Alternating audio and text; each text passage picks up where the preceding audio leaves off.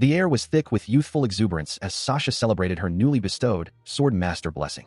Heiss shared in her joy, his eyes bright with the promise of their future adventures together. He felt certain that his own blessing, soon to be revealed, would be just as remarkable, allowing them to conquer the world as a team. This shared ambition was forged in the quiet solemnity of a graveyard, where they stood before the resting places of their parents. They made a pact then, their voices steady despite the weight of their loss, to become the strongest duo imaginable. Their goal was simple yet profound, to ensure that no one else would ever have to endure the same grief they had. He felt the sting of tears as he reaffirmed this vow, his resolve hardening with every word.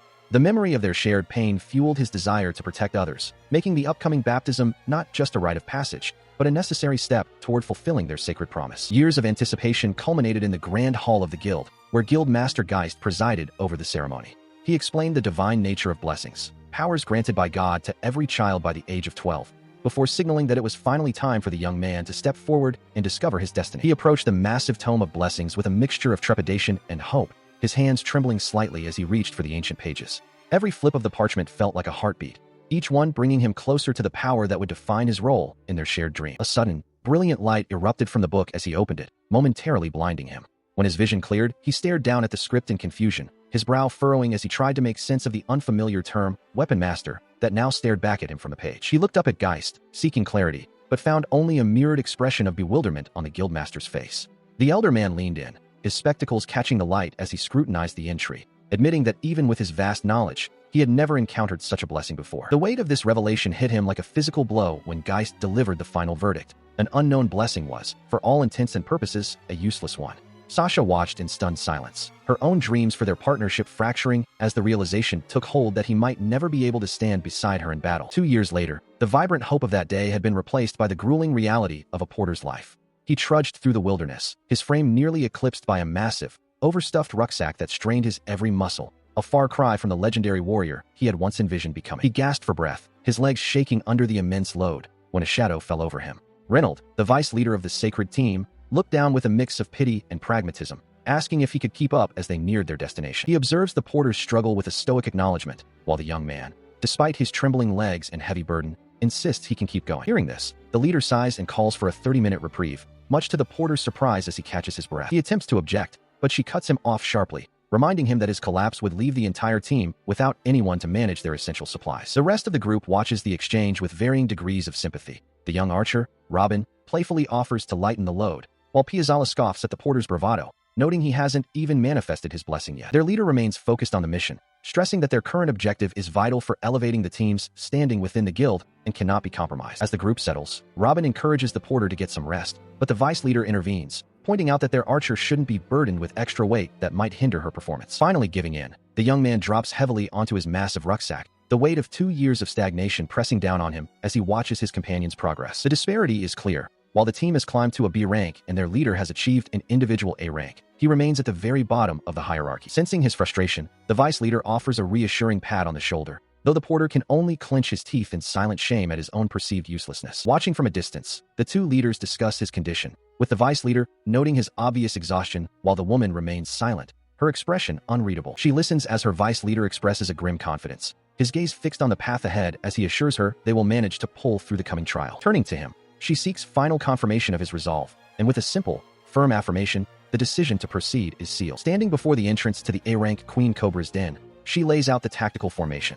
The heavy hitters will lead the charge while the rear is guarded, and the healer remains protected in the back. The objective is clear: subjugate the beast and secure the area. As the team prepares to move, she delivers a cold command to the porter, ordering him to remain behind while the others proceed with the mission, leaving him to clench his fists in silent frustration as he is sidelined once again. The air begins to hum with power as the vanguard prepares his support magic, a manifestation of the internal energy that allows blessed individuals to call upon magical forces to bolster their allies. With a sharp command to advance, she leads the group forward, bolstered by the shimmering aura of the support magic now enveloping the team as they breach the monster's territory. Their target reveals itself, a towering, monstrous queen cobra that rears up with a terrifying hiss, its massive hood unfurling and making the adventurers seem minuscule in comparison. Facing the beast without a hint of fear, she draws her blade, her presence amplified by the Sword Master blessing.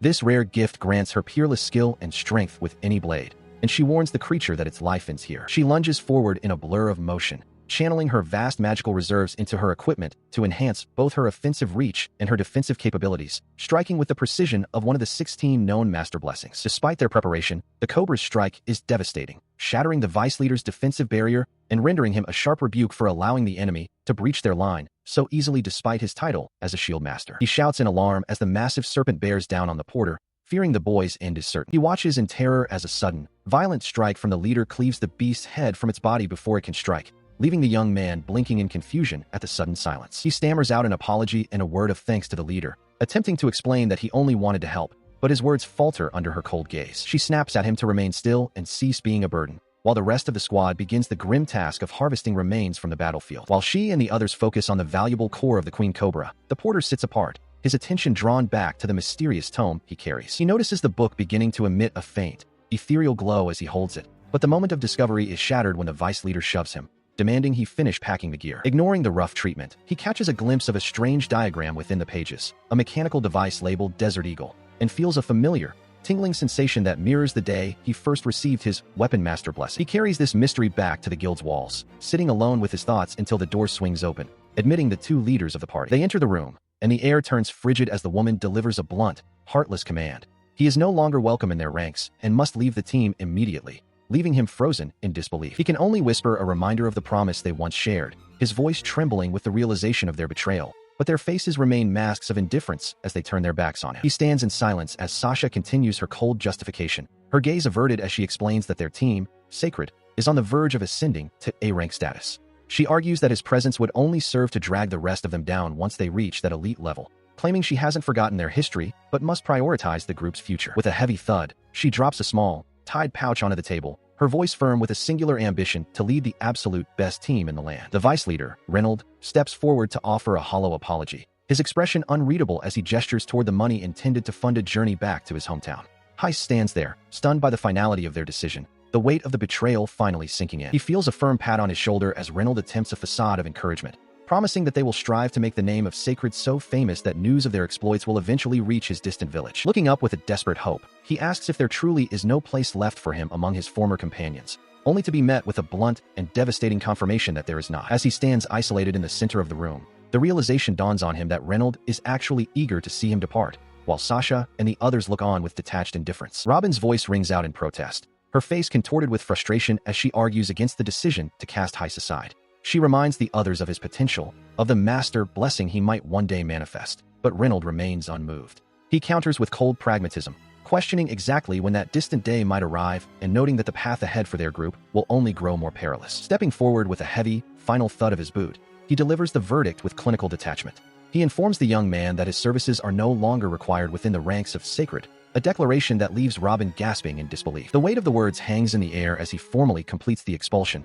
his gaze fixed and unyielding. Beside him, Heiss stands frozen, his wide eyes reflecting the sudden shattering of his world. He stares as the Vice Leader attempts a final gesture of pity, holding out a small pouch as a parting gift. Reynold expects a quiet acceptance, but the youth merely glares at the offering, his voice low as he refuses the charity. With a sudden, violent motion, he slaps the pouch away, sending it clattering across the floor in a spray of coins. His frustration boils over into a roar of defiance, declaring that he wants nothing from them before turning his back on the group and agreeing to leave on his own terms. As he prepares to depart, his knuckles whiten as he clenches his fist, a silent physical manifestation of the fire burning within him. Though cast out, he whispers a vow to himself that this is not the end, and that he will never abandon his path. He turns back one last time, his face a mask of raw determination as he shouts his final condemnation. He makes it clear that he has no desire to follow in the footsteps of an adventurer like Sasha, rejecting the very foundation of her philosophy. These words strike a visible chord in her, her eyes widening in a rare moment of genuine shock. He accuses her of a heartless climb to the top, one built on the backs of those she deems weak and subsequently throws away. She can only watch as he storms out of the room,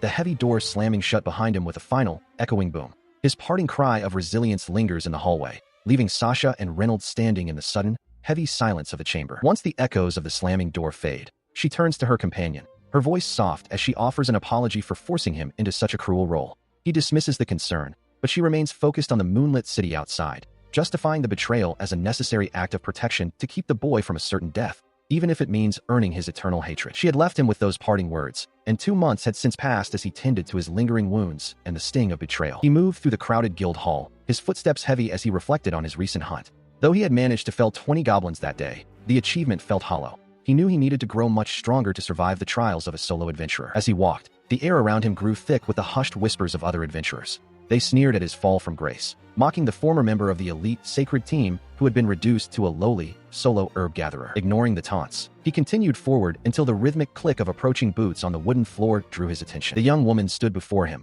her presence as commanding as ever, while her companions lingered in the distance. He froze, his eyes widening in shock at the unexpected encounter with the leader who had cast him out. She leaned in, her voice low and urgent, demanding his full attention. He flinched instinctively, braced for another cold dismissal, but her words were not of scorn, but of a hidden opportunity. She began to describe a specific location, the nation of Dazara, nestled within the wetlands to the south. There, she explained, one could find white clover flowers, rare blooms essential for crafting potent healing elixirs that were in high demand. He repeated the name of the flower, his mind racing to understand why she was sharing such a valuable lead. Without another word, she turned and walked away, her cape fluttering behind her as she rejoined her team. He looked down at his meager earnings and then back at her retreating figure, realizing that these flowers were worth a fortune compared to his current haul. A sudden, warm thought crossed his mind. Perhaps she and the others were still looking out for him in their own way. He watched her go, a faint, genuine smile touching her lips as she held a delicate bloom. In that moment, he began to wonder if her previous harshness had been a mask for a much deeper, protective kindness. She had left him with a choice, and as he gripped the information in his hands, he resolved to set out for the distant wetlands the very next day. By the following morning, he had reached his destination, standing in awe before a vast, shimmering field of white clover that stretched toward the horizon. He began the meticulous work of harvesting the rare blooms, his mind wandering to his former companions and the bittersweet reality of their separation. Despite the sting of his expulsion, he held on to the hope that their shared dream might still be realized, feeling a sudden, quiet urge to one day offer them his gratitude. His peaceful reflection was abruptly shattered when a massive shadow swept over the field, plunging the vibrant landscape into an unnatural darkness. Looking up in terror, he saw a monstrous, obsidian-scaled beast descending from the clouds,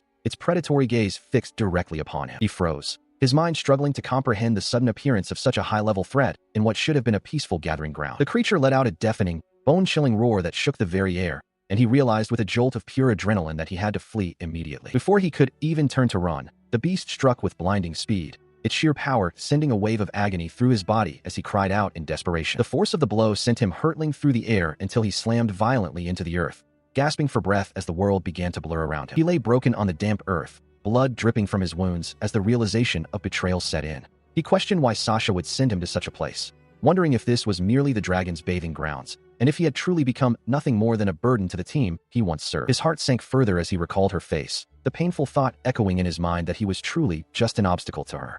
The weight of his exhaustion and despair finally took hold, and he collapsed backward onto the hard ground with a heavy thud. The massive beast loomed over his fallen form, its jagged maw dripping with anticipation as it let out a low, guttural growl.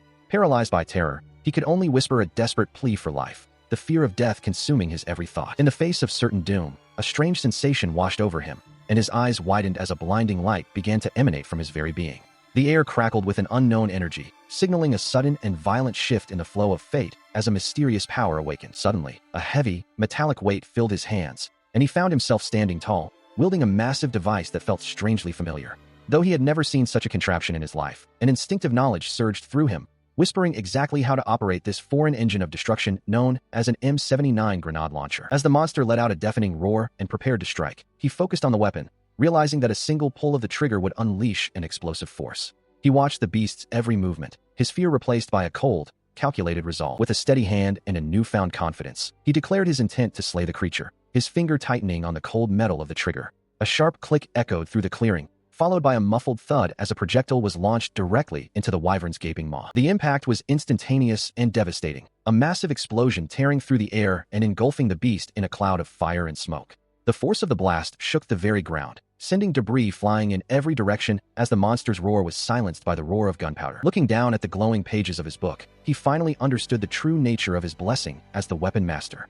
The tome confirmed that this weapon was not of this world, providing him with the means to fight back against the impossible. A manic, hysterical laugh escaped his lips as the adrenaline and the absurdity of his situation took hold. He stood amidst the smoke, his voice ringing out through the wetlands, a mixture of relief and burgeoning madness at the power he now possessed. He reels from the crushing weight of betrayal, the realization that Sasha had abandoned him echoing through his mind like a death knell. Clenching his face as if to hold back the sheer intensity of his resolve, he vows that this moment of treachery will never be forgotten, his eye wide with a newfound, cold determination. Meanwhile, far from the battlefield, Guildmaster Geist offers his congratulations to Reynold and Piazzala for their recent promotion to A rank, the atmosphere in the guild office seemingly calm and celebratory. As the group settles in, the guild master shifts the conversation, inquiring about the well-being of their former companion, Heiss, and mentioning the troubling rumors that have begun to circulate. He explains that while some mock the young man's persistence, others whisper that the sacred team itself was actively sabotaging him, a revelation that leaves Sasha visibly shaken. Taking a slow sip of his tea, he listens as Sasha defensively questions whether he truly believes they would be capable of such cruelty toward their own comrade. The guild master offers a knowing grin,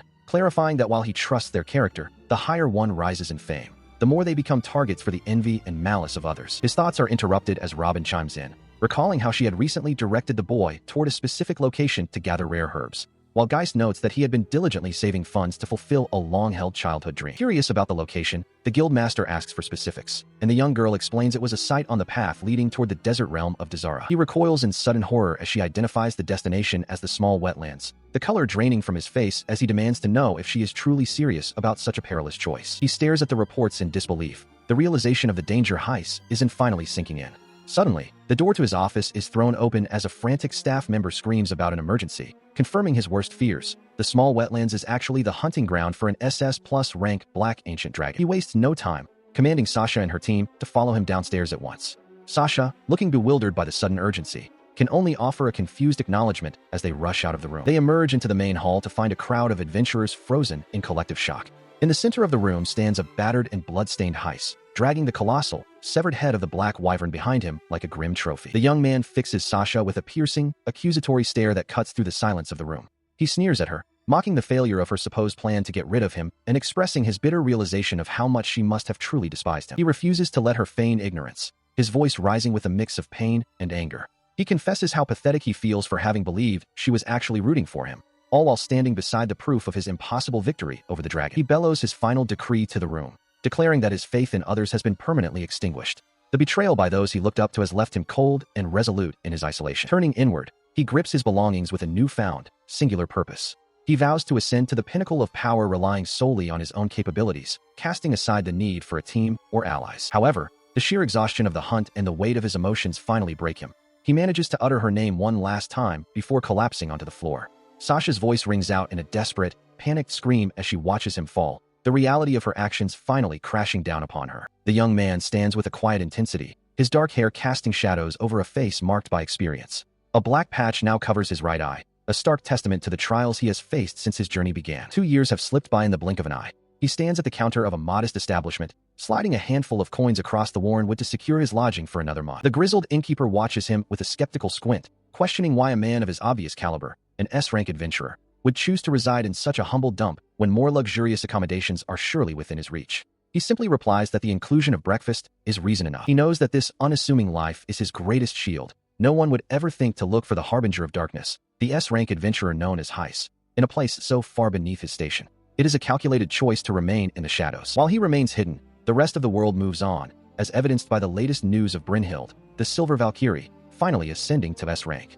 Her achievement has sparked a frenzy, with her clan being overwhelmed by new applicants eager to follow in her wake. A sudden, heavy thud echoes through the hallway as he approaches a door, causing him to pause. His gaze sharpens, his senses instantly on high alert at the unexpected sound. Moments later, he finds himself within the Adventurers Guild, facing the imposing figure of Guildmaster Geist.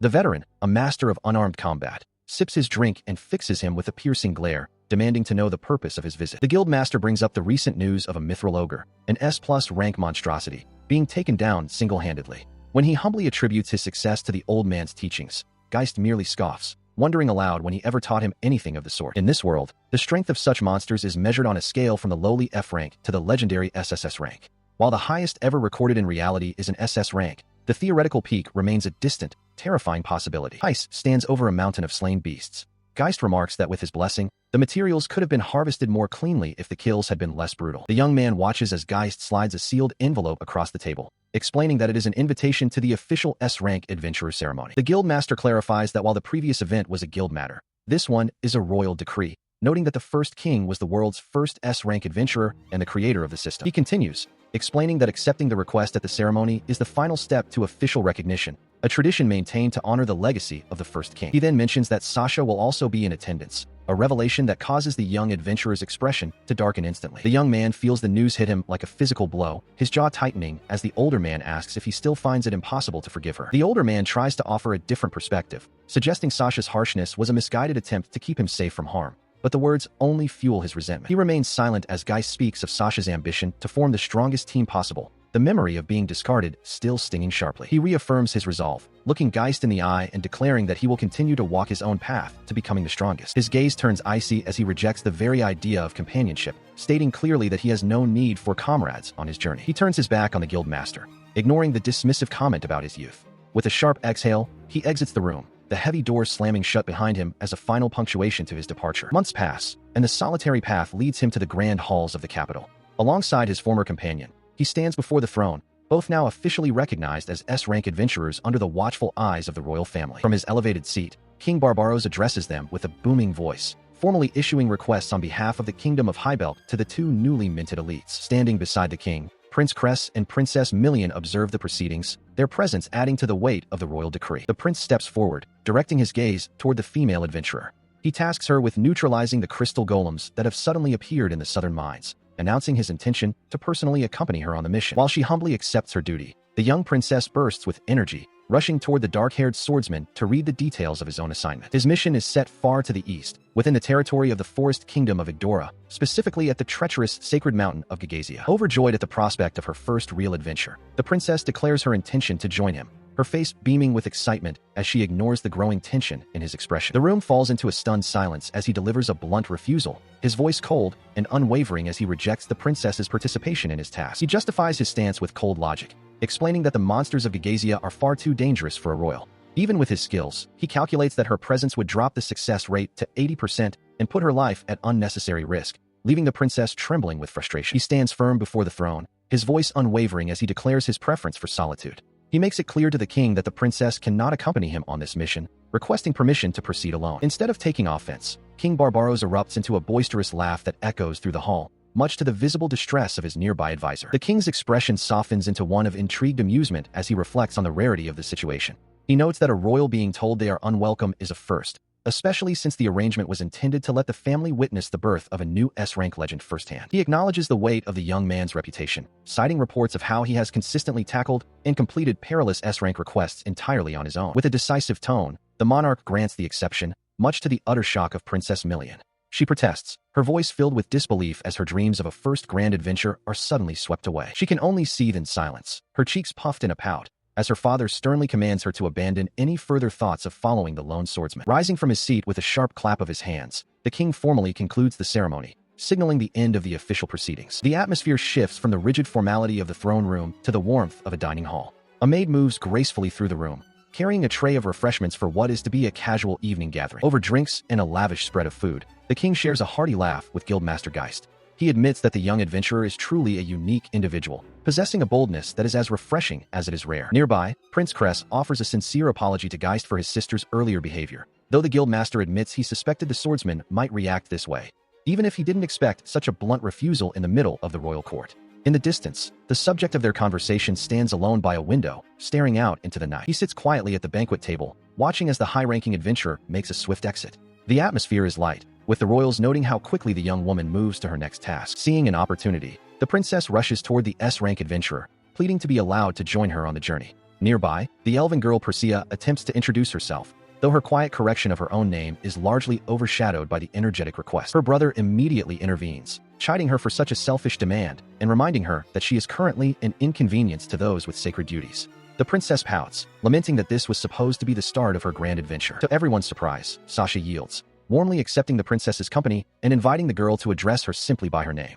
The princess's face lights up with pure joy, her eyes shining as she expresses her gratitude, while the young swordsman watches from the side, privately noting the princess's childishness. As the group prepares for the path ahead, the weight of the coming mission settles over them. The young swordsman's gaze is sharp and focused, his mind racing with the implications of the task he has accepted. Later that night, he stands alone on a stone balcony, the cool air a welcome relief from the heat of the banquet hall. He contemplates finding a drink to steady his nerves when a heavy footfall announces the arrival of another. The veteran Geist joins him, leaning against the railing with a drink in hand. The young man admits that despite his stoic exterior, the earlier proceedings had left him feeling more than a little anxious. They share a moment of levity as the older man chuckles at the memory of the youth's blunt refusal to the king, While such a lack of decorum would normally be a grave offense, the honesty of the exchange seemed to have left a positive impression. With a rough but well-meaning shove, the guildmaster warns him not to let the king's favor go to his head, reminding him that he will be traveling without oversight. The swordsman grunts in acknowledgement, accepting the advice with a small, weary smile. As the moon hangs high over the castle, the veteran turns the conversation toward the future.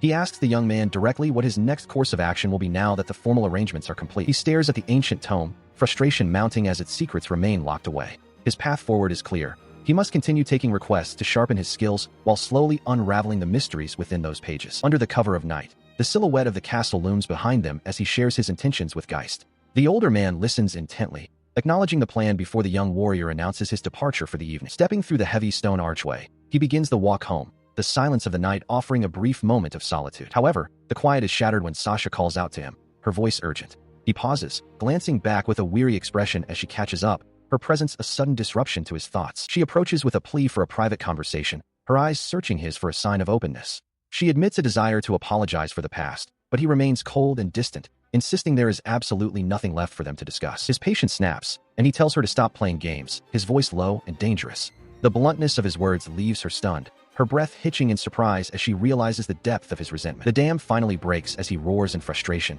demanding to know why she chose this moment to seek forgiveness. He reminds her of the 2 long years she had to make amends, specifically pointing to the day he nearly lost his life as a time when an apology would have actually mattered. As they stand in the dimly lit courtyard, the weight of the past hangs heavy between them, the echoes of his outburst still ringing in the air while she struggles to find words to counter his accusations. He brings up the mission they all chose to embark upon, the memory of that decision serving as a bitter reminder of the rift that formed and the lack of support he felt from those he once trusted. Turning away, he dismisses her attempt at reconciliation, stating flatly that he has no use for an apology that was never intended in the first place. He leaves her standing there, the silence returning, but now filled with a cold, sharp finality that suggests some wounds may never heal. He stares coldly at her, his voice devoid of warmth as he declares that her words no longer hold any weight. Sasha can only whisper his name, her eyes wide with disbelief at the wall he has built between them. As he turns to leave, she desperately reaches out, her fingers gripping his sleeve to halt his departure. The sudden contact forces him to look back, his expression one of sharp annoyance. Standing amidst the downpour, she finally breaks, her voice trembling as she offers a tearful apology. She confesses that fear drove her actions, and she had convinced herself that exiling him was a mercy, a way to keep him safe. Her mind drifts back to a time when they were younger and full of hope, recalling how she believed that achieving their shared dream would justify any sacrifice. She had foolishly assumed he would see the logic in her betrayal once their goal was within reach. She scoffs at the memory, ruthlessly dismantling her justification by pointing out that a dream held by only one person is no dream at all. He warns her never to use him as a shield for her own selfish ambitions again. With a cold finality, he reveals his new path, to reach the pinnacle of strength entirely on his own.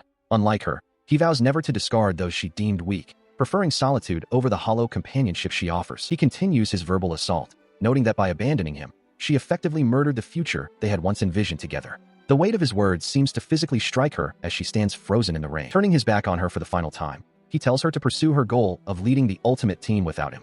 He steps away into the gloom, his silhouette fading as the distance between them grows. He pulls his hood up against the cold rain, a silent acknowledgement that the bridge between them has been burned beyond repair. Behind him, she remains a small, broken figure, a ghost of a past he is determined to leave behind. The eternal moongrass is a rare, glowing botanical used in potent elixirs, documented in ancient texts as a highly sought-after ingredient. This plant only thrives on the summit of the sacred mountain Gagazia, nestled within the distant forest nation of Igdora. The traveler is equipped with formidable gear, a coat crafted from the hide of an ancient black dragon, a specialized adventurer's card, a mysterious ancient tome, and a high-grade ring that serves as an expansive item box. He presents his credentials at the local Adventurers Guild, where the staff begins to process his arrival. The receptionist informs him that the guildmaster is currently occupied in a meeting with Sasha. When he inquires about available high-ranking missions, she notes that the most difficult task currently posted is a B-rank extermination request, which he finds somewhat underwhelming for his capabilities. As he contemplates his options, the elven girl, Priscilla, suddenly appears right behind him, her presence catching him completely off guard. She offers a casual acknowledgement before moving on,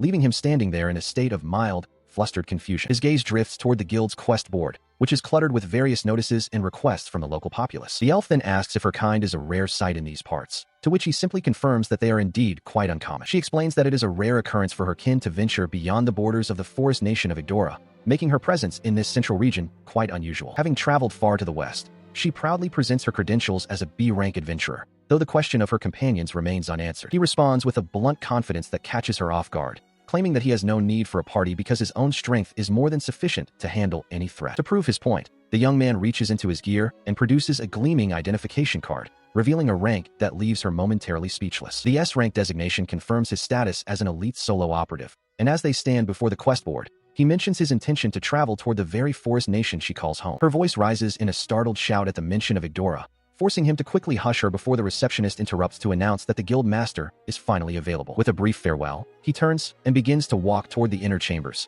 leaving her standing in the hall with a look of lingering curiosity. As he approaches the office, a massive, scarred man greets him, assuming that this high-ranking newcomer has arrived specifically to discuss the urgent royal request. The warrior pauses, his expression unreadable as he prepares to clarify the true nature of his visit, while she follows closely behind, unwilling to let the conversation end just yet. He steps through the doorway into the guildmaster's private sanctum, the heavy thud of his boots echoing as the elven girl watches him disappear into the heart of the guild's operations. He sits across from the guildmaster, listening as the older man explains the gravity of the situation. Geist notes that even the powerful Yggdrasil clan avoids the SS+ rank dragon residing at the peak of Mount Gagazia. This clan, Geist continues, is comprised primarily of demi-humans and is led by the legendary elven hero, Ibis. Such organizations are exclusive to S-rank adventurers, serving as independent entities that can bypass the guild to handle requests and compensation directly. Reaching into his desk, the guildmaster produces a small, metallic token and offers it to the young swordsman, who stares at it in confusion. Along with the coin, he hands over a sealed letter of introduction, explaining that his 4 decades of experience have granted him connections that will surely prove useful in reaching the Yggdrasil leader. Accepting the task, the traveler prepares to depart as the veteran adventurer offers a final, stern warning to stay vigilant on the road ahead. Soon after, he passes through the massive stone gates of the royal capital, leaving the safety of the city walls behind. The silence of the outskirts is shattered by the metallic click of a firearm being leveled at his head, forcing him to freeze in his tracks. A warning shot kicks up dust at his feet, and a voice from the shadows declares that the next bullet will find its mark, prompting him to raise his hands in a reluctant surrender. To his surprise, the assailant steps forward, revealing herself to be Sasha. She ignores his irritation, insisting that she has a favor that only he can fulfill. She stands before him, her voice steady as she requests to accompany him to the sacred mountain of Gagazia. He remains skeptical, questioning her motives and why she would seek such a perilous journey. Because of his doubt, she reveals her true purpose. A rare herb called eternal moongrass is the only thing that can save her ailing sister. She explains that while she has gathered all other necessary components, the mountain is currently closed due to the monster's mating season, making official entry impossible. As she continues, she points out a strategic advantage, noting that the forest kingdom of Igdora falls under the jurisdiction of the Highbelt Kingdom. She reasons that if he carries an official royal request, he would possess the authority to bypass the restrictions that bar others. This revelation causes him to pause, demanding to know how she became privy to his private mission. She admits, with a hint of sheepishness, that she had eavesdropped on his earlier conversation with the guildmaster. Her resolve hardens as she clenches her fist, the weight of her sister's life pressing down on her. She reiterates that her presence on this journey is not a whim, but a desperate necessity. In a final plea, she proposes a temporary alliance, offering to serve as his teammate until they reach the mountain's threshold. She goes so far as to say he can abandon her body should she fall, and even offers him all her coin in exchange for his cooperation. Despite her impassioned offer, he remains unmoved, coldly stating that her personal tragedies are of no concern to him. The rejection leaves her momentarily speechless, her expression clouded with frustration. However, he doesn't stop her from following. He produces a glowing artifact, his gaze fixed forward as he tells her that while he won't forbid her from trailing behind, he has no intention of looking out for her. He makes the terms of their arrangement crystal clear. They are not allies, and if the path becomes too dangerous, she is entirely responsible for her own survival. Accepting his harsh conditions, she looks on with renewed determination. She assures him that she is more than capable of defending herself, ready to face whatever lies ahead on the road to Gagazia. She follows him through the sparse woodland, her footsteps light against the earth. When he suddenly stops and turns, calling out the name, Persea, she flinches, her long elven ears twitching at the unexpected acknowledgement. He grunts dismissively, his gaze lingering on her for only a moment before he continues his stride. Because he had finally addressed her, she offers a bright, confirming smile, asserting that the name is indeed hers. She follows up with a polite greeting, acknowledging him as Heiss, though he remains silent, his expression guarded and his thoughts seemingly elsewhere as they trek onward. The quiet of the forest is suddenly shattered by a deafening crack that echoes through the trees. A monstrous creature, caught off guard, lets out a final, pained shriek as it is struck down by an unseen force, its body collapsing into the undergrowth. Standing over the fallen beast, he lowers a strange, metallic device that still emits a faint trail of smoke. Persea watches him with wide-eyed wonder, commenting on the sheer power of the unusual weapon and asking if it is a manifestation of his divine blessing. She explains that her own blessing, Spirit Command, allows her to interact with spirits invisible to most, while he simply confirms the nature of his own power with a curt nod. As they continue their journey, she elaborates on the utility of her gift, noting how she can enlist spirits for tasks like eavesdropping or concealment, which explains how she tracked him so easily. In return, he reveals the nature of his weapon master blessing, explaining that it grants him the knowledge to perfectly wield armaments from another world, a concept that seems to baffle them both. Within his mind, a mental inventory of these foreign tools flickers: a grenade launcher, a lever-action rifle, a tactical shotgun, and a heavy pistol. He admits that while he currently commands 4 distinct types of these firearms, there are many more he has yet to master, their complex mechanisms still a mystery to him. Despite her confusion over the strange names, she realizes that he is the only one capable of wielding such devastating power. Sensing the fading light, he abruptly ends the conversation, declaring it time to establish a camp for the night. With a practiced motion, he begins retrieving heavy supplies from his storage, the sudden appearance of crates and gear catching her off guard. Moments later, a large, sturdy tent stands in the clearing, a feat made possible by the incredible capacity of his storage magic. As the campfire crackles and provides a warm glow against the encroaching darkness, she marvels at the sheer amount of equipment he carries, her admiration for his preparation growing. Soon, the aroma of a hot meal fills the air as he presents a tray laden with steaming soup and thick sandwiches. She looks at the food with envy, commenting on the luxury of having a high-capacity item box purchased from the capital, a rare and expensive tool even for an S-class adventurer. While they eat, she questions his sudden generosity, wondering why he would share such a meal when he had been so adamant about their lack of affiliation. He simply looks away, stating that he merely felt like it, though his cold reminder that they are still not teammates hangs in the cool night air. She takes a bite of the meal he prepared, her eyes widening in genuine surprise at the quality. She compliments his skill, to which he casually remarks that he handled all the domestic duties in his past life. After finishing every last drop, she sets the bowl down with a satisfied sigh and offers her thanks. He gives a short, clipped response, accepting the gratitude without much fanfare. Instead of settling in for the night, she remains fixed in place, her gaze boring into him with an intensity that makes him visibly uncomfortable. He finally breaks the silence, demanding to know what she is looking at. She admits that while she initially perceived him as a cold and distant individual, she is truly grateful for his help. He reacts with a mix of confusion and defensiveness, questioning if she is trying to start an argument. Her expression softens as she explains that her gratitude stems from the hope he provides. By following him, she finally sees a path toward rescuing her sister. As the campfire crackles between them, she offers to command the spirits to stand guard through the night as a gesture of appreciation. He finds a strange sense of nostalgia in the quiet moment and eventually relents, agreeing to get some rest. The following morning, he stands at the edge of a clearing, his eyes narrowing as he spots a massive structure looming on the horizon. He mutters a question under his breath, struck by the sheer scale of what lies ahead. Emerging from the foliage, she points toward the colossal silhouette, identifying it as the base of the Yggdrasil clan.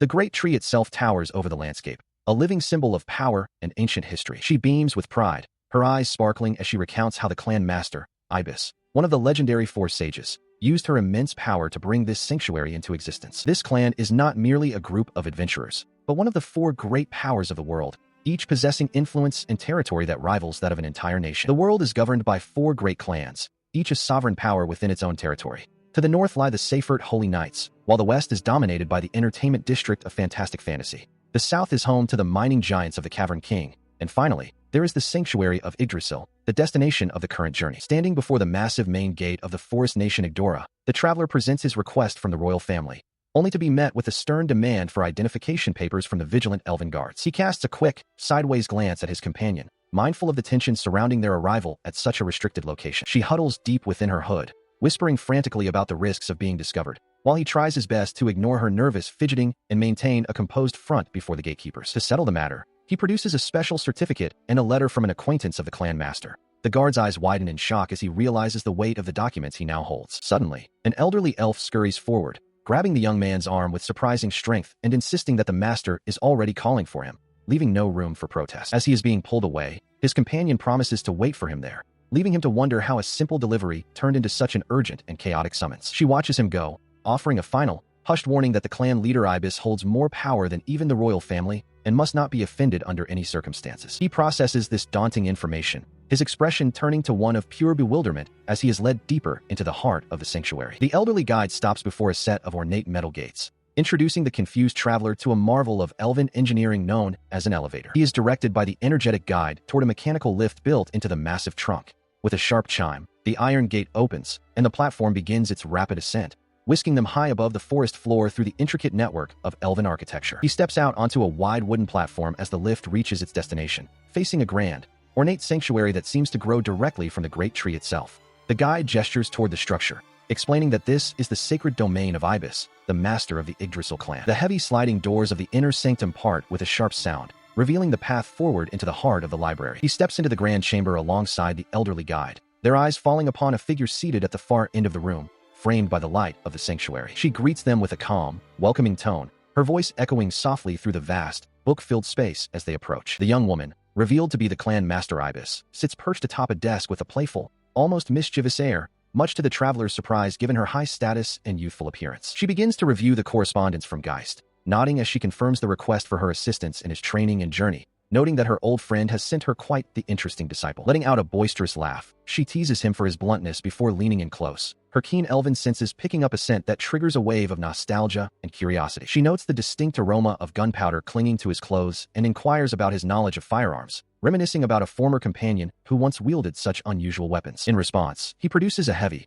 ornate tome from his belongings, asking if she possesses any knowledge regarding the mysterious volume he has been carrying. Taking the book into her hands, she expresses genuine shock that such a relic still exists in this world, confirming with a solemn nod that she recognizes the artifact immediately. She reveals that the diary belonged to a man named Nobunaga, a name that clearly carries weight in her memory. The clan master ponders this, explaining that Nobunaga was an outsider from another world who somehow arrived in theirs. The elderly guide listens intently as she confirms the identity of the book's original owner. Despite her knowledge of the owner, she admits she cannot read a single word of the script, slamming the book shut in a fit of frustration. She turns to him, asking if he can decipher the letters himself. He tentatively confirms that he can understand a little, though he seems surprised by her sudden intensity. As he touches the pages, a strange realization hits him.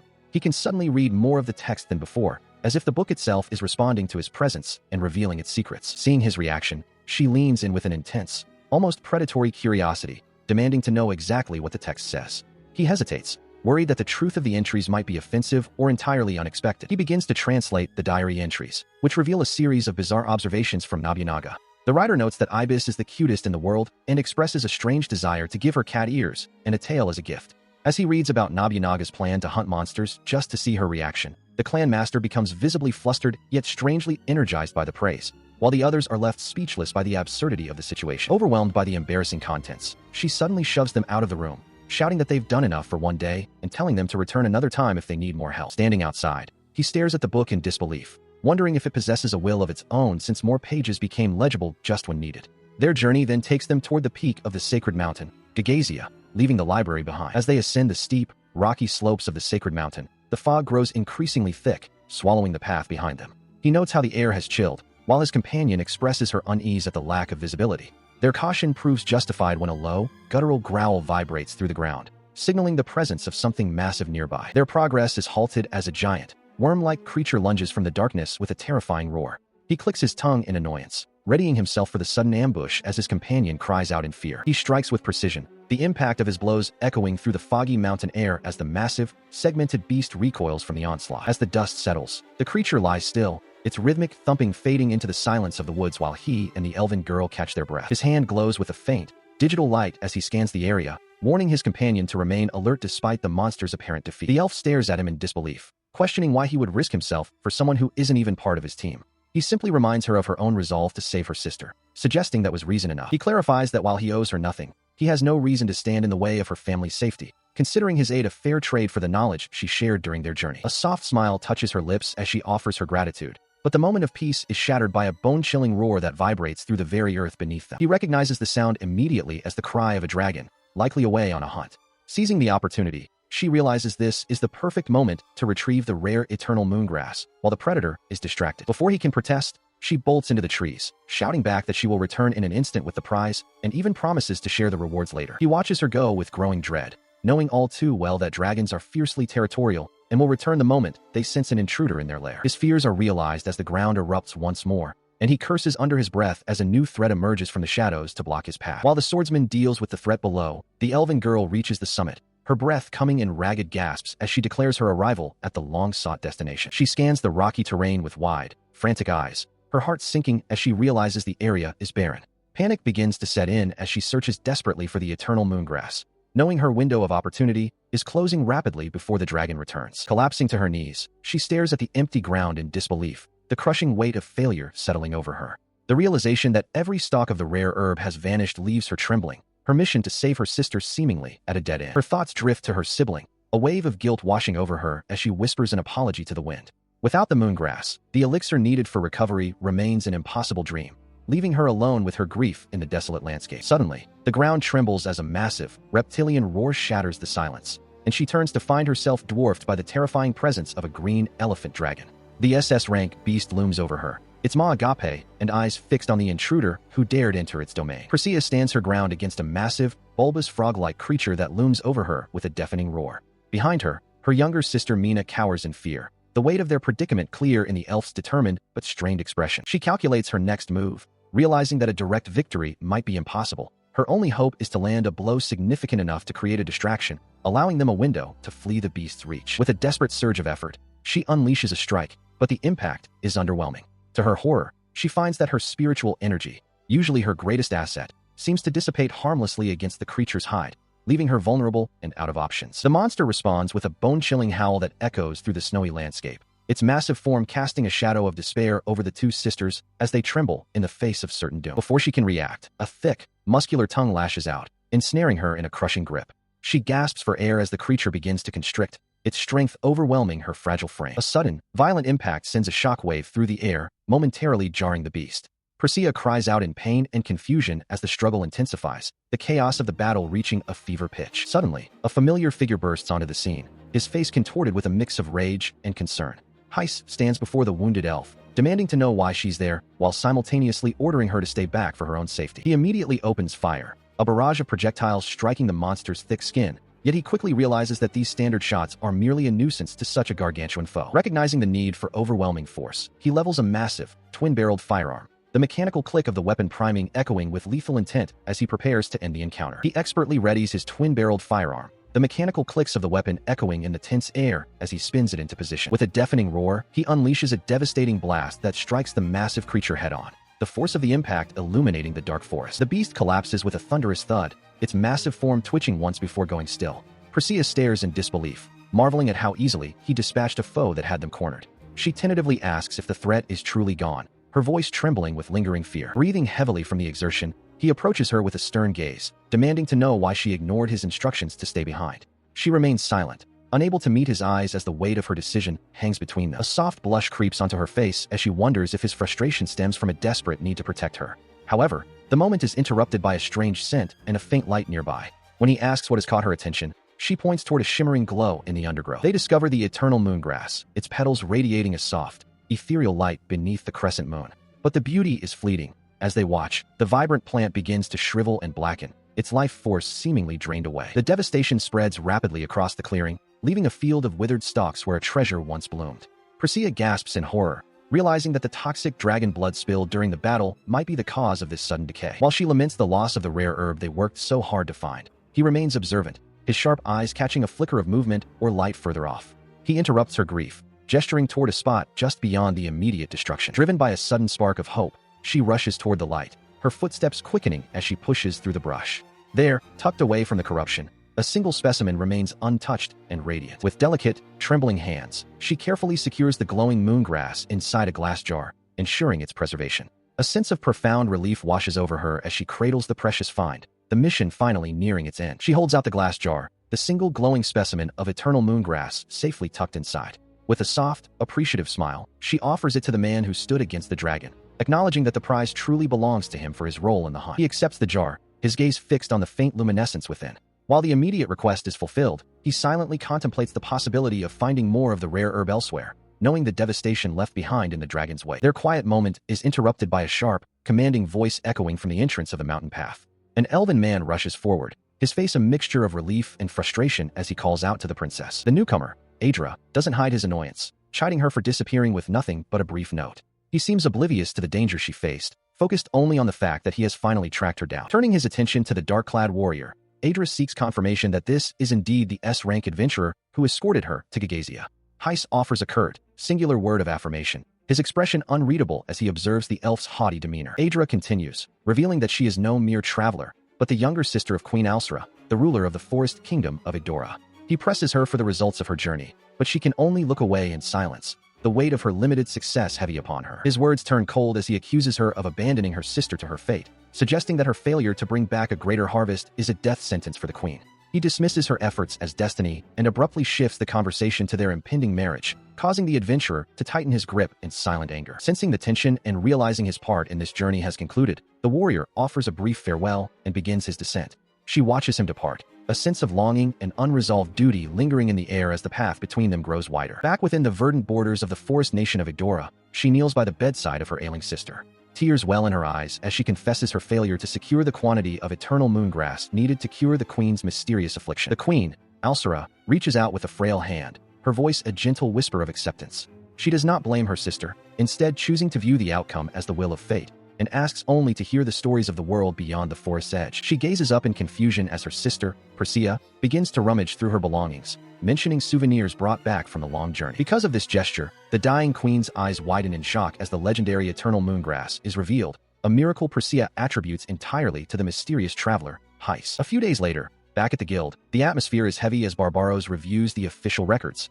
noting that the formal request to escort the princess was technically a failure. He continues his explanation while the young man sips his tea in silence, noting that while the mission was a formality, the royal family's displeasure is real, especially given how adamantly he had opposed the princess's presence. In response to the tension, the guild master offers a new task, investigating a recently discovered dungeon, which the adventurer accepts with his usual stoic efficiency. As he prepares to depart, a familiar voice calls out, and he turns to find Persea standing there, her presence a complete surprise after their supposed party. She quickly explains that she owes him a great debt, revealing that the elixir made from the moongrass worked wonders, allowing her sister to fully recover and resume her royal duties. The warrior remains skeptical, his gaze narrowing as he bluntly asks what she could possibly want from him now that her sister is safe. She counters by explaining her desire to repay him, noting that as a reward for her recent feats, she has been granted the freedom to travel as she pleases, having even broken off her engagement with Adra. With a bright, genuine smile, the elven princess declares that while they may not be formal comrades, she will gladly accompany him as a companion to talk to, much to his visible chagrin. She extended a hopeful invitation, her voice light as she sought to solidify their new partnership. However, the dark-haired warrior didn't even slow his pace, dismissing the suggestion with a blunt and immediate refusal, his mind already set on moving forward alone. He continued to walk away, oblivious or indifferent to the soft chuckle she let out behind him. She watched his retreating figure with a mix of amusement and undeterred resolve, his rejection only fueling her determination to bridge the gap between them. She hurried after him, her footsteps echoing his own as she tried a different approach, suggesting that they at least share a meal before parting ways. The persistent clatter of her boots on the stone floor signaled that she wasn't going to be shaken off so easily. She recalled their arrival in the bustling town a few days prior, where she had pointed out a charming cafe and offered to pay for their food. He had remained stoically silent then, just as he was now, his gaze fixed on the horizon while the town's architecture loomed behind them. The group stands before the entrance of the crystal mines. Sasha, leading the way, suggests they review their strategy one last time to ensure they can overcome the crystal golem's formidable defenses. His companion, Roland, takes over the explanation, noting that the opening move requires Cress to use her double ability. This will create a magical duplicate of him, doubling their frontline presence. He continues the tactical breakdown, explaining that Robin will then provide long-range support with arrows, which Mylan will enhance using her explosion magic for a devastating effect. While the rest of the team provides this heavy cover, he plans to wait for the moment the golem is staggered to deliver a finishing blow. The group, including Sasha, who watches his teammates with a calculating eye, prepares for the coordinated strike. With the plan finalized, the strategist turns to his companions, specifically addressing Cress and Mylun to confirm their readiness for the task ahead. They respond with immediate enthusiasm. Roland gives a firm nod of affirmation, while Mylun shouts her readiness, her eyes wide with excitement for the coming battle. Satisfied with their spirit, he declares the start of the operation. A heavy boot strikes the stone floor as the group begins their march into the dark maw of the cavern. The interior of the mines is a breathtaking sight, illuminated by the natural glow of vast crystal formations embedded in the rock walls. As they venture deeper, the young man remarks on the sheer beauty of the high quality or surrounding them. However, the environment is as dangerous as it is beautiful. Strict laws govern these depths, with the penalty for unauthorized mining being nothing less than death, as the resources are strictly reserved for national tributes. He leads the way through the cavern, sharing rumors of the purer, more beautiful ores that lie in the deeper reaches of the mine. Beside him, the young woman with the silver hair pauses, her attention caught by a faint, ethereal radiance emanating from the darkness ahead. As they round a corner, the source of the light becomes clear, a massive, lumbering crystal golem. He immediately signals for the group to halt, his eyes narrowing as he assesses the threat. Peering from their vantage point, the energetic mage counts 7 of the rocky constructs in total. However, she senses something unsettling about their behavior, a sentiment the archer echoes as he observes their movements. The heavy thud of stone on stone echoes through the cavern as 5 of the golems maintain a steady patrol. Further back, near the processing area, 2 more stand as silent sentinels, their presence suggesting a level of organization unusual for such creatures. He reflects on the nature of these beings, noting that golems are typically mindless mutations of ore and rock. The fact that these specimens are moving with such deliberate coordination is a troubling anomaly that defies their known behavior. Sensing the growing tension, the swordswoman turns to him for guidance, her voice low as she asks for their next move. He remains focused on the patrolling constructs, troubled by the realization that these creatures possess a level of consciousness they simply should not have. Despite the mystery, she decides to proceed, her resolve hardening as she initiates her double technique. A shimmering duplicate of herself begins to manifest, and she reaffirms her commitment to the tactical plan they had previously established. Nearby, the young mage prepares her own contribution, her eyes wide with focus as she readies her explosion magic to imbue the coming assault. She gives a quick nod of confirmation to the others, entrusting the next phase to them as the air crackles with the mana she is channeling. The archer takes his position, drawing back his heavy bow with practiced ease.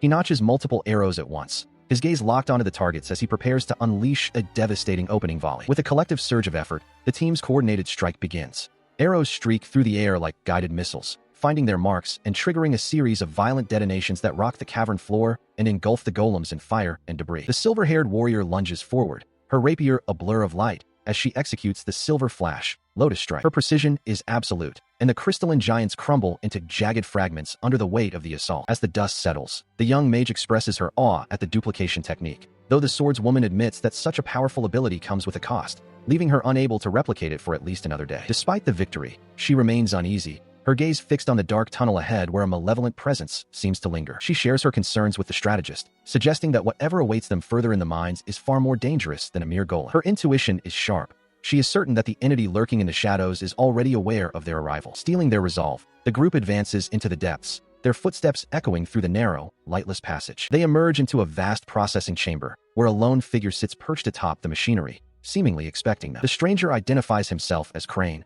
a demon, his wide, unsettling grin and dark markings confirming his inhuman nature. This revelation sends a shock through the team, as the strategist recalls the ancient, bloody history of the war between humanity and the demonic race. He recalls the ancient legends of how the world was once a single continent, until a great man used his power to split the land in two to end a catastrophic war. This act created the human realm where they now stand, and the isolated demon realm where the demonic race was banished. He stands firm, his mind racing as he confronts the intruder. He points out that if this creature is truly a demon, he should know the legends of their terrifying power. Yet the more pressing mystery is how he managed to cross the supposedly impassable barrier between their worlds. He doesn't wait for a full explanation, sensing the immediate danger. Turning to his companion, he urgently whispers that they need to retreat from this place at once, leaving her momentarily stunned by his sudden alarm. The weight of his fear is rooted in history, depicted in ancient carvings of the Great War. Back then, a mere few thousand demons were enough to match the might of tens of thousands of humans, each individual demon possessing strength that defied logic. The demon simply chuckles, seemingly amused by the tension he's caused. He casually remarks that he'll let them go for today as a favor to the guildmaster, clearly enjoying the feeling of being feared and complimented. He adjusts his grip on a large, glowing crystal, his prize for the day. When questioned about his intentions for the high-purity stones, he remains vague, his focus entirely on the treasure he has already secured. He begins to walk away, waving a dismissive hand over his shoulder. He warns them to stay out of his path if they wish to avoid being crushed like bugs, claiming they wouldn't understand his goals even if he bothered to explain. He lets out a mocking laugh, his eyes glinting with malice. To him, humans are nothing more than insects, pathetic creatures driven by a greed for treasure that they can never truly master. They watch in stunned silence as the demon prepares to depart, the gravity of the encounter finally sinking in. While she struggles to process the sudden turn of events, he begins to grasp the true scale of the threat they've just brushed against. The demon's parting words are a cold reminder of his disdain, comparing their presence in the kingdom to insects crawling where they don't belong. As the rest of the team, Mylun, Robin, and Heiss, look on in paralyzed shock, he declares with a chilling smile that he isn't interested in conversation, but in the simple act of exterminating them. The demon observes the young man's display of strength with a mocking curiosity, acknowledging the interest of the ability before dismissing it as trivial compared to his own demonic prowess. With a casual flick of his wrist, he sends a concussive force that knocks the strategist backward, prompting a cry of alarm from his companion as the demon expresses his growing irritation. He turns his sights on the swordswoman, intending to deal with her next, but as the strategist attempts to recover and intervene, a sudden, violent gust of wind halts him in his tracks. The demon explains that this is his true power, the absolute control over the wind itself, and he demonstrates this by effortlessly levitating heavy wooden crates into the air. He intensifies the gale into a massive, swirling vortex that consumes the area, boasting that his demonic strength is far beyond human comprehension and capable of leveling entire cities. Despite the overwhelming pressure, the swordswoman remains defiant, arguing that raw power is not the sole factor in a fight, though the demon merely laughs at her perceived helplessness. Suddenly, a sharp detonation erupts right beside him, the unexpected blast catching the demon completely off guard and forcing a pained grunt from his throat. From the edge of the chaos, the archer reveals her cunning. Having hidden an explosive arrow among the debris, the demon was carelessly swirling around himself. Seizing the moment of distraction, the strategist prepares to redirect the demon's own turbulent energy back at him. unleashing a massive, concentrated burst of force. As the dust clears, a group of reinforcements arrives, deploying a massive, ornate shield to weather the storm, leaving the demon staring in disbelief at their resilience. He reels back, the force of the combined assault finally breaking through his defenses. Standing before him, the young swordswoman admits that while her individual strength might pale in comparison to his demonic might, she is not fighting this battle alone. Because of this realization, she presses the advantage, her voice ringing out with conviction as she explains that their true power lies in their unity. Beside her, the demon winces, his body trembling under the strain of the unexpected counteroffensive. The pressure becomes unbearable, forcing a guttural scream of agony from his throat as the collective will of the adventurers manifests in a crushing blow. She stands resolute amidst the chaos, declaring that this very moment serves as undeniable proof of the strength they have forged together. In response to this defiance, his features contort into a mask of pure, unadulterated rage. He spits out a venomous vow, promising to dismantle everything she holds dear, her companions, her nation, and every soul she loves, before personally ending her life.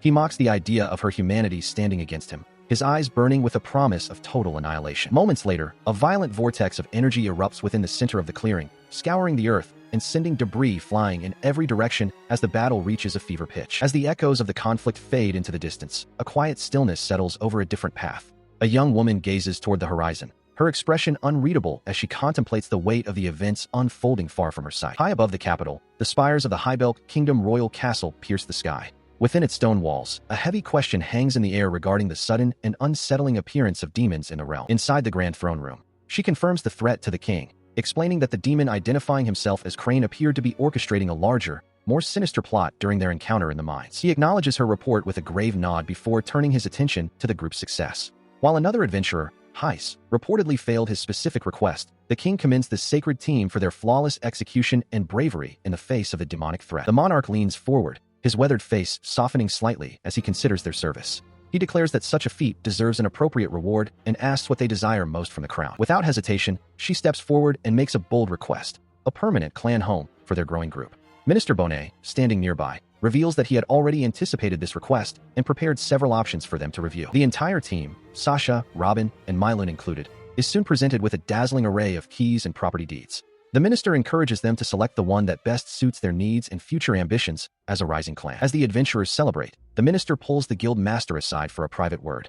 He inquires about the curious circumstances surrounding Heist's supposed failure, his eyes glinting with professional curiosity regarding the young man's true actions. He reveals a hidden truth. A report from Igdora indicates that Heist actually succeeded in procuring a rare eternal moongrass. The delicate plant sits preserved within a glass jar, a testament to a mission completed but never officially reported to the guild. The reason for this secrecy becomes clear as the focus shifts to the royal chambers, where Queen Alsra lies bedridden. She is gripped by a mysterious illness that has left her frail and weak, hidden away from the public eye. It is then revealed that Heist chose to bypass the official channels, giving the life-saving herb to Persea, the queen's younger sister, to aid in her siblings' recovery. This act of quiet altruism explains his technical failure at the guild. She was the catalyst for the queen's gratitude, yet the young man who had rescued her refused any formal reward for his service, preferring to remain distanced from the trappings of royalty. He remains humble despite his deeds, a trait noted by the guild master as they discuss the group's recent exploits, while the energetic young woman with the bow observes with a cheerful smile. He further explains that the young noblewoman has chosen to leave her former life behind to travel with the strategist's party, a decision that seems to catch the young man off guard. This revelation leaves the rest of the team in a state of utter disbelief, their voices rising in shock at the unexpected turn of events while the noblewoman watches with a hint of trepidation. She watches him closely, her expression a mix of hope and uncertainty as she asks if he truly intends to keep her by his side as a permanent member of his team. He, however, is more concerned with the lack of progress, reacting with genuine confusion when the topic of taking a rest within the guildmaster's room is broached. Their discussion turns to the guild's records, noting that while they have conquered significant depths reaching the 60th floor, the official mandate for investigating the highest-level dungeons has already been fulfilled. He suggests that a young man in his position should focus on more than just combat, reminding him that at only 16 years old, enjoying one's youth is just as vital as any quest. They join in the teasing, lightheartedly suggesting that he already has a perfect companion in the noblewoman, though he insists her presence is merely a matter of her own personal choice rather than a romantic pursuit. The strategist's attention is soon diverted as a new request is placed before him, offering a path away from the awkward conversation and toward a fresh challenge. He considers the flyer in his hand, noting that Loberia, the city of books, is hosting its annual used book market. It seems like a reasonable way to pass the time while waiting for their next move, especially if he can find some rare volumes. As he ponders the trip, Persea suddenly chimes in, announcing her intention to visit the market as well. He is caught off guard by her eavesdropping, but they quickly agree to part ways once they reach the capital's old commercial district. each pursuing their own interests. Upon arriving at the bustling district, she wastes no time and disappears into the crowd. He watches her go, slightly amused by her sudden burst of energy,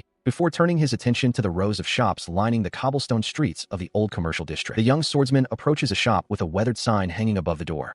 Deciding there is no harm in looking, he steps inside to see what treasures might be hidden within. Once through the entrance, he finds himself surrounded by shelves overflowing with various trinkets and old volumes. He scans the collection, impressed by the sheer variety of items gathered in one place, from ancient texts to curious artifacts. A specific title catches his eye, a chronicle titled The Adventures of the S-Rank Adventurer, Gerald. He reaches for the book, deciding it might be worth a read during his downtime. He wonders if a legendary figure by that name actually existed, or if it is merely a work of fiction, making a mental note to ask at the guild later. While reaching out, his hand brushes against another's. He pulls back in surprise, only to find himself face-to-face with Heiss, who looks just as startled by the sudden contact, as they both reach for the same shelf. Both of them stammer out apologies, their faces flushing with embarrassment at the unexpected encounter. Their awkward moment is interrupted by a familiar, booming voice as Reynolds appears, jokingly asking if the two are out on a secret date. The guild master lets out a hearty laugh, seemingly delighted by the situation. While Heiss frantically tries to deny the accusation, the swordsman can only watch, caught in the middle of the unexpected teasing. He remains nearby as the young man calls out to his friend, his voice echoing through the quiet street of the book market. He is soon joined by Heiss, who turns back and notices the staggering weight of the books he is struggling to carry. Seeing his exhaustion, she kindly offers to take some of the load and suggests they find a place to rest for tea, an invitation he gratefully accepts despite his lingering hesitation. As the day progresses, the atmosphere shifts to a more somber tone as a rugged man with a dark eye patch and a scarred face moves silently through the towering stacks of a library. He eventually settles into a quiet cafe with Heiss, who has been observing him closely. She breaks the silence by asking if the boy they encountered earlier was indeed Sasha, noting that the girl with him had once been his teammate. The man confirms their shared history with a heavy sigh, admitting they were childhood friends a long time ago, though he insists that those past connections no longer hold any meaning for him. Heiss mentions that she recalls seeing records of their time together during her own investigations into his former party. She leans forward, her eyes searching his as she asks a pointed and difficult question. Does he still harbor affection for the girl, or has his heart turned to hatred? He remains silent, his gaze dropping as he grapples with the weight of her inquiry. He finally reveals the dark truth behind their separation, stating coldly that the girl nearly cost him his life during a disastrous encounter with a dragon.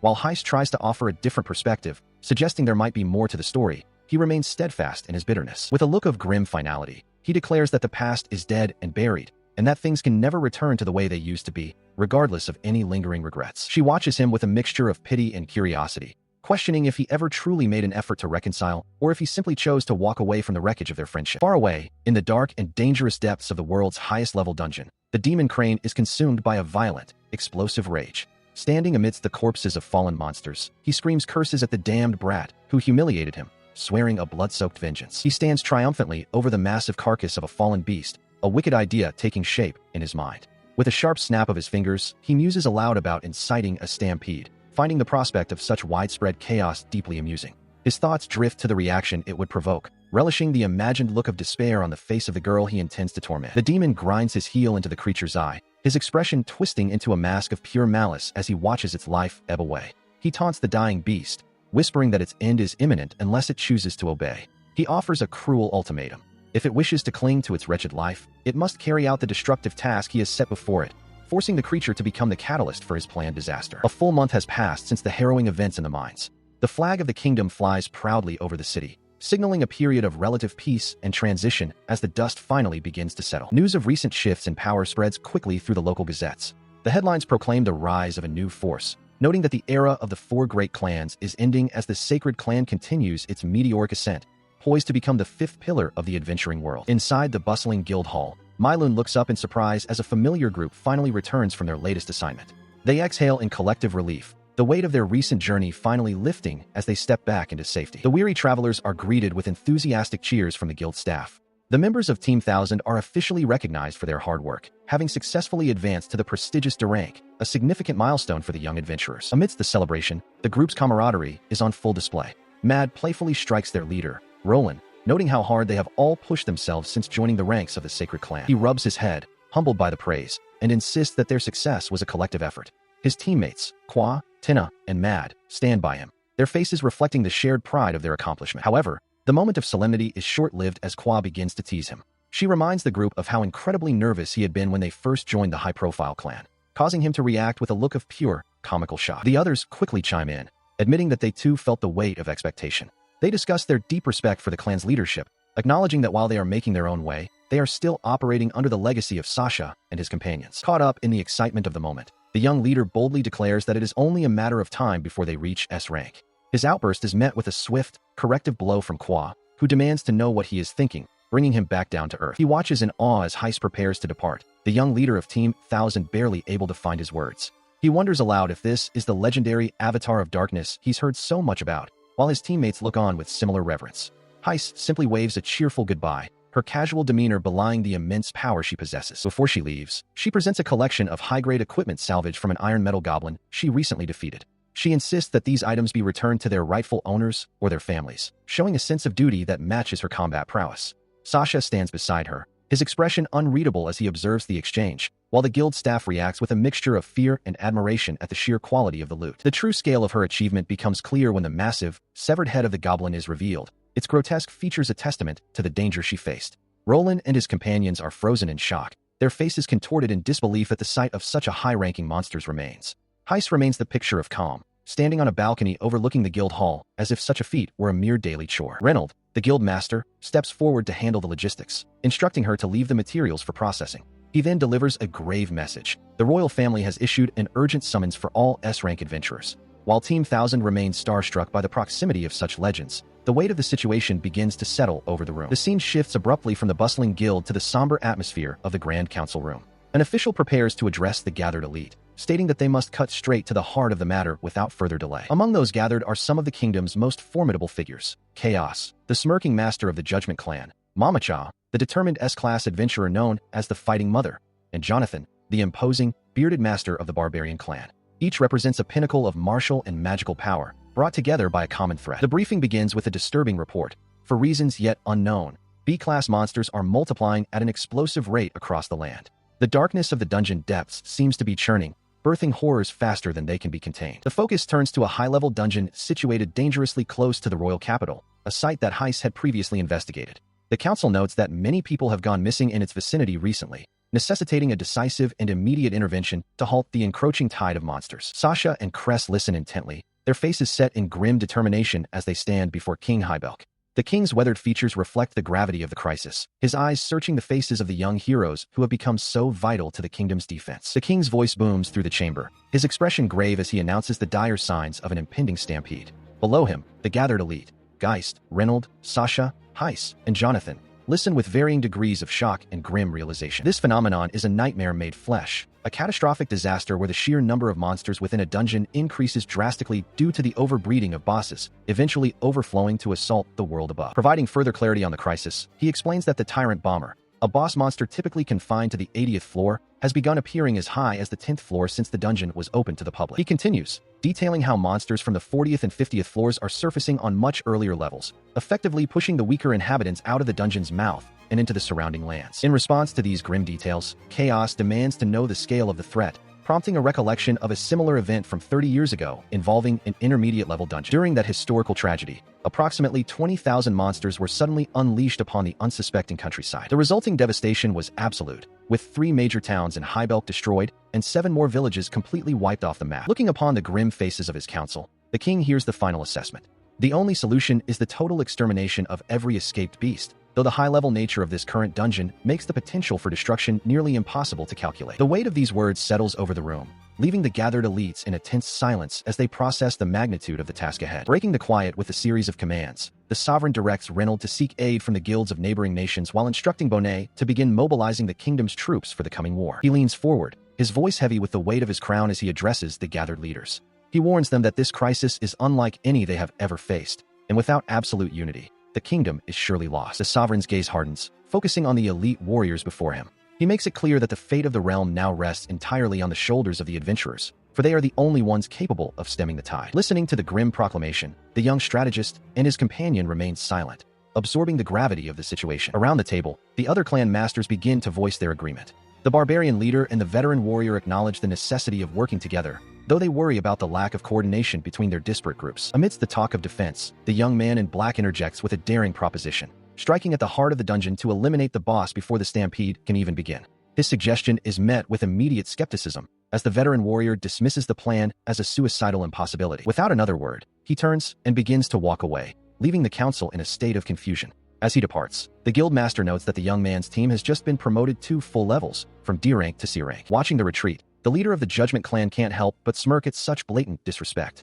The king and his advisor remain silent, their eyes following the departing figure with a mixture of curiosity and concern. Nearby, the young woman with the soft features watches him go, her expression clouded with worry for what he might be planning. 10 days pass in a blur of frantic preparation as the news of the impending disaster is finally made public. The headlines spread through the streets, carrying the weight of the king's warning to every corner of the city. In response to the growing threat, the Adventurers Guild takes the unprecedented step of suspending all other requests, focusing every available resource on the coming storm. Reports from the front lines confirm the worst. The monster stampede is imminent, expected to strike within a mere matter of days. In response to the looming threat, the kingdom's defenses are bolstered, with armored sentries taking their positions atop the high stone walls of the capital. Below the battlements, the urgency of the situation is felt by the common folk as they hastily pack their belongings into wagons, preparing for a mass exodus. The streets are thick with tension and the clamor of a city on the brink, as families huddle together and soldiers attempt to maintain order amidst the growing panic. Within the guild, the gravity of the coming storm is reflected in the somber expressions of the guild master and his young assistant as they oversee the final preparations. She, too, stands ready, her gaze fixed on the horizon with a quiet,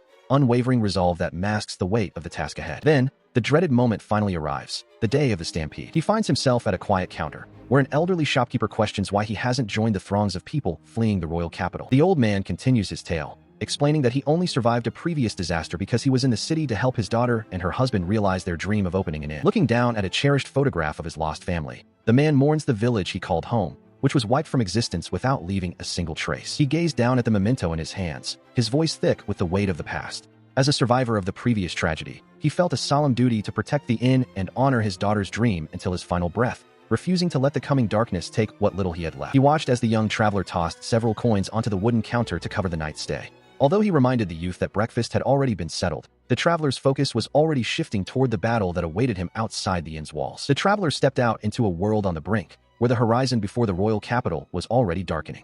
Reports were flooding in that an estimated 70,000 monsters had been sighted, a tide of destruction sweeping toward the city's defenses. The king stood atop the battlements, roaring his command to the gathered defenders as the gravity of the situation settled over them. He declared that every monster was headed for the capital and that they must hold the line at all costs to protect their land, their homes, and their people from the impending slaughter. He could only watch in mounting dread as the sheer scale of the onslaught began to shatter the soldiers' resolve, with the reported numbers climbing from 10,000 to 80,000 in a matter of moments. The impossible odds left the defenders frozen, their courage wavering before the sea of enemies. The monarch's gaze was drawn to the sudden movement of the black-haired warrior, who surged forward into the fray with his cloak snapping in the wind. He desperately called out for his companion, Heis, as the first wave of the stampede finally crashed against the city. Sasha stands firm against the encroaching goblin horde, hoisting a massive, multi-barreled rocket launcher onto his shoulder. With a calm, determined command to begin the assault, he prepares to unleash a devastating volley. Because of his decisive action, a barrage of projectiles streaks across the battlefield, slamming into the monster ranks with thunderous force. The resulting explosions tear through the front lines, sending debris and smoke billowing into the air. He doesn't stop there, quickly swapping the heavy launcher for an even more formidable weapon, a massive, multi-barreled Gatling gun. His eyes narrow with intense focus as he warns his enemies to prepare for the coming storm of lead. The weapon roars to life, spitting a continuous stream of fire that mows down the remaining monsters in a chaotic display of raw power. The ground trembles under the relentless impact, and the air is filled with the deafening sound of rapid-fire destruction. Meanwhile, from the safety of the command post, Heist watches in stunned silence, struggling to comprehend the sheer scale of the destruction and wondering if this is the true extent of Sasha's hidden power. Beside her, the guild master acknowledges the incredible firepower being displayed, while the king seizes the moment to order his long-range forces to join the counterattack. High above the chaos, the demon crane watches the unfolding massacre with a twisted, expectant grin, declaring that the real battle has finally begun. He casts a mocking glance toward the struggling defenders, specifically warning the young swordswoman that she had better survive the monsters so he can have the pleasure of killing her himself. He continues to observe the carnage with a mix of curiosity and growing irritation, questioning the nature of the strange, mechanical weapons being used. The efficiency of the slaughter is far beyond what he anticipated, lacking the messy, drawn-out struggle he was hoping to witness. His expression darkens as he realizes that the young strategist's intervention is systematically dismantling his plans. The annoyance is clear in his eyes as he mutters about how the boy is single-handedly ruining the spectacle he worked so hard to create. Back at the fortress walls, the king stands tall before his assembled elite, his voice booming over the din of battle as he rallies the forward troops.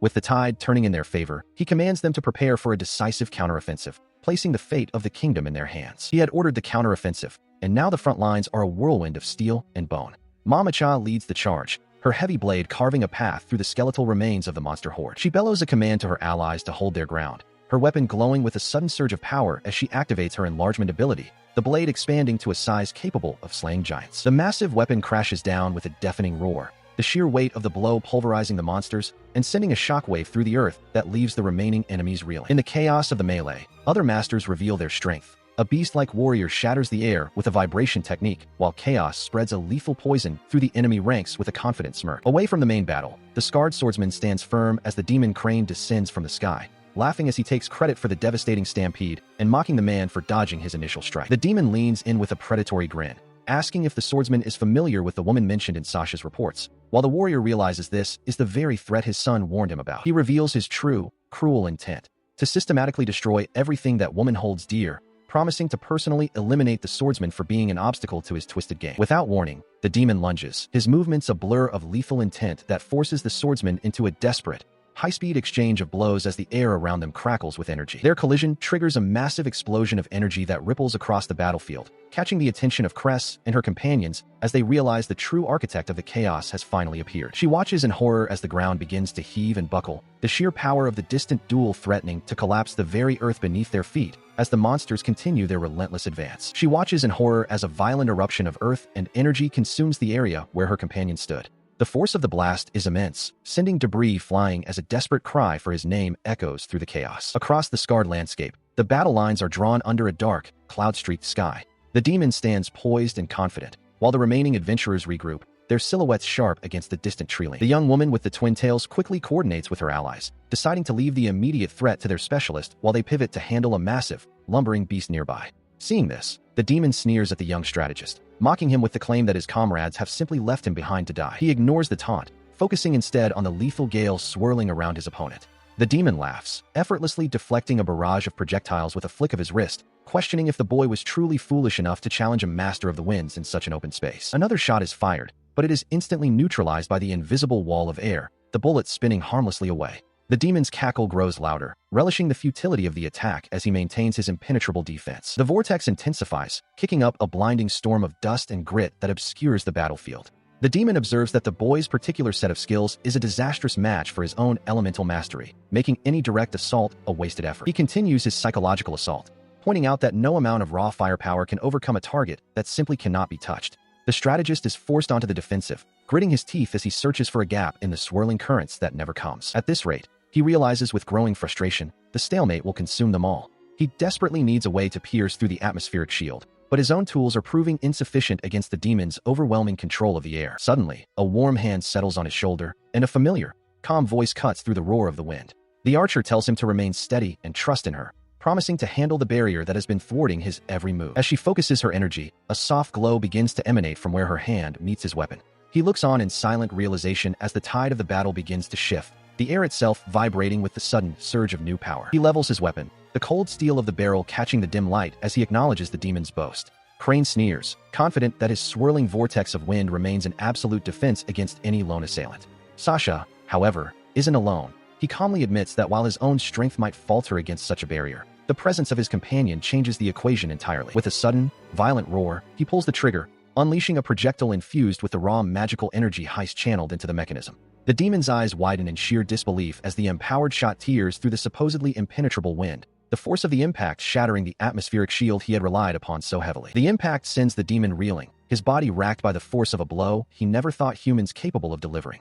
He stammers in shock, his pride crumbling alongside his physical form as the realization of his defeat at the hands of those he deemed inferior begins to sink in. Silence returns to the clearing as the dust settles, leaving only the two companions standing amidst the debris of the confrontation. The threat that had loomed so large moments ago has been extinguished, leaving a hollow quiet in its wake. She breaks the silence with a playful giggle, her earlier intensity replaced by a light-hearted demand for a reward. With a mischievous glint in her eye, she suggests that a nice cup of tea would be the perfect way for him to express his gratitude for her timely intervention. As they begin their trek back, her thoughts immediately turn to her next meal, excitedly describing a restaurant she discovered recently. He can only sigh in response, questioning if her appetite is truly the only thing on her mind after such a harrowing battle. Their banter is abruptly cut short by a desperate cry echoing through the trees, calling his name with an urgency that instantly puts them both on edge. They turn toward the sound, their relaxed postures vanishing in an instant. They find their companion, Cress, leaning heavily against her weapon, her breath coming in ragged gasps as she stands over the remains of a massive, stone-skinned beast.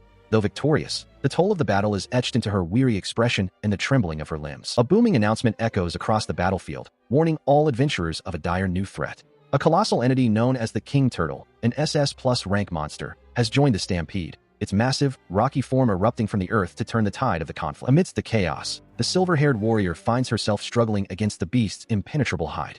She grunts in frustration as her strikes fail to leave a mark, while her companion watches with growing dread. She realizes with a start that the monster's shell is far too resilient, her blade simply bouncing off the stony surface. When the young strategist calls out in concern for her safety, she quickly reassures him that she is fine, though the strain of the battle is evident in her voice. The situation grows increasingly desperate as the sheer number of monsters begins to overwhelm the human forces. As she is forced back, a sudden warning rings out from her ally, alerting the young man to a threat lunging at him from the shadows behind. He finds himself swarmed by a pack of snarling goblins, their twisted forms closing in from all sides. Despite his tactical prowess, the sheer weight of their numbers begins to take its toll as he struggles to keep them at bay, gritting his teeth against the onslaught. One of the creatures lunges forward with murderous intent, its claws inches from its target. Seeing the imminent danger, the young leader of Team 1000 screams out in a desperate attempt to warn his friend of the strike. Suddenly, a blinding sphere of energy erupts from the center of the fray, threatening to consume everything in its path. The young leader realizes with a sinking heart that he cannot reach his comrade in time as the light intensifies, drowning out the screams of the dying and signaling a catastrophic turn of events. The resulting explosion tears through the battlefield, a cataclysmic force that seems to signal the end for anyone caught within its radius. The onlookers can only watch in stunned silence as the dust and debris fill the air, wondering if anyone could have survived such a blast. As the smoke begins to clear, a figure emerges from the devastation, battered and bloodied but still standing. The young strategist's gaze is now cold and piercing, his very presence transformed, leaving his companion wide-eyed with disbelief at the sight of him. He stands battered, blood trickling down his face from beneath a dark eye patch, his voice a mere whisper as he utters her name in disbelief. Amidst the smoldering ruins of the battlefield, the swordsman remains upright, a solitary figure of resilience before the trembling girl. She gasps, her eyes widening as she notices the extent of the damage he has endured for her sake. Throwing herself forward, she clings to his tattered cloak, her voice cracking as she demands to know why he threw himself into harm's way to shield her, insisting that such a sacrifice was unnecessary. He avoids her gaze, his expression weary and pained as he admits that he didn't think. His body simply acted on instinct to keep her safe. Tears stream down her face as she reminds him of the promise they once shared, the dream of forging the greatest adventurer team the world had ever seen, her heart breaking at the sight of his broken form. Hearing her words, he is struck by a sudden realization. Despite his attempts to distance himself, she has never stopped carrying the weight of their shared ambition. He turns his gaze toward the looming silhouette of the King Turtle, acknowledging the grim reality that his broken body is no match for such a titan, yet a familiar,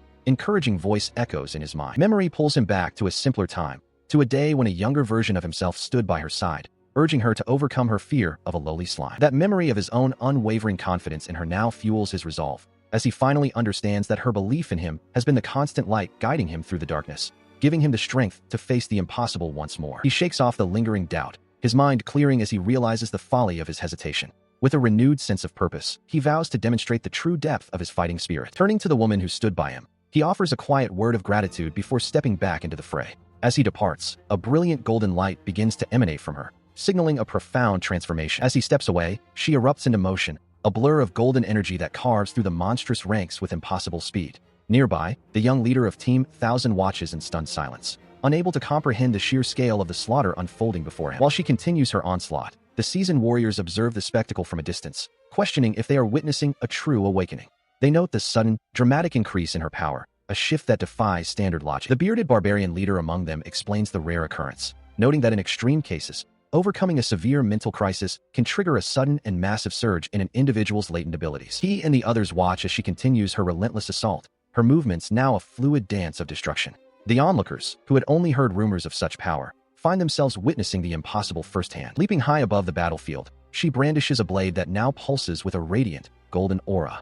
The weapon itself seems to have transformed, becoming a conduit for her newly awakened strength. With a thunderous cry of Skyfong, she descends like a meteor, the impact of her strike shattering the earth and sending a shockwave through the enemy lines. Standing amidst the settling dust, she issues a fierce challenge to the remaining monsters, her voice ringing with a newfound authority. She declares that as long as she holds her blade, not a single one of them will advance any further. As she stands triumphant, he watches from his position on the ground, his expression one of profound realization as he witnesses the full extent of the power she has unleashed. He jolts awake, his eyes snapping open as the blurry ceiling of an unfamiliar room comes into focus. Disoriented, he realizes he is lying in a bed at an inn, the memories of the battle still a hazy whirl in his mind. Beside him, Priscilla offers a gentle morning greeting, holding a medical kit. She explains that she managed to carry him to safety with the assistance of spirits and provided the necessary first aid, assuring him that the monster stampede was successfully quelled without further issue. Listening to her explanation, his thoughts immediately turn to his companion, and he asks how Heiss is doing.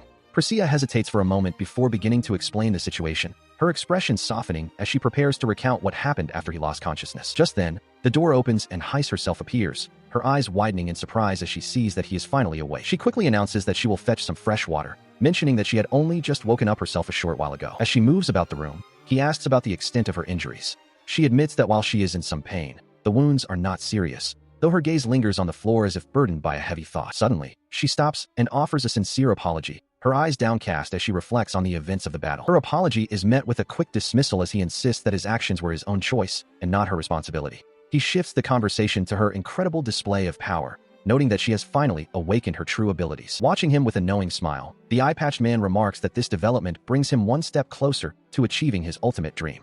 Heiss looks toward him, her expression unreadable as she processes his words. Ignoring the man's comment, she turns back to her companion and speaks with a newfound resolve, asking him to return to Scared with her, her eyes searching his for an answer. She is the center of a loud dispute as the young girl with pigtails shouts with fierce conviction, declaring that Heiss is an inseparable member of her team and refusing to accept any other possibility. Her sudden outburst leaves her companion, Kwa, wide-eyed and speechless. Her bold claim causes Kwa to quickly remind her that she was the one who originally cast Heiss out, a fact that leaves the young girl stammering and defensive, while Sasha watches the exchange with a weary, bandaged expression. She is silenced as he cuts through their bickering with a blunt declaration, stating firmly that he has no need for a team and intends to continue his journey alone.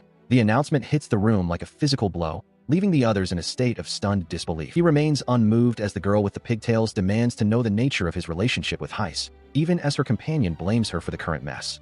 The girl doubles down on her claims, insisting that she and Heiss are bound by a sworn fate to remain together. She is ignored by the warrior, who simply sighs, his head throbbing as he mutters about the incessant noise filling the room. The chaotic energy of the argument seems to weigh heavily on him in his injured state. Moments later, he finds a quiet moment by the window, gazing out at the world outside. Despite the headache, a small part of him admits that this kind of lively company isn't entirely unwelcome after so much time spent in isolation. As he eventually makes his way out of the building, he reiterates his plan to go solo, ignoring the frantic shouts from behind. The two women continue to argue and call after him, desperate to know who Heiss will ultimately choose to follow. 6 months have passed since the devastating stampede.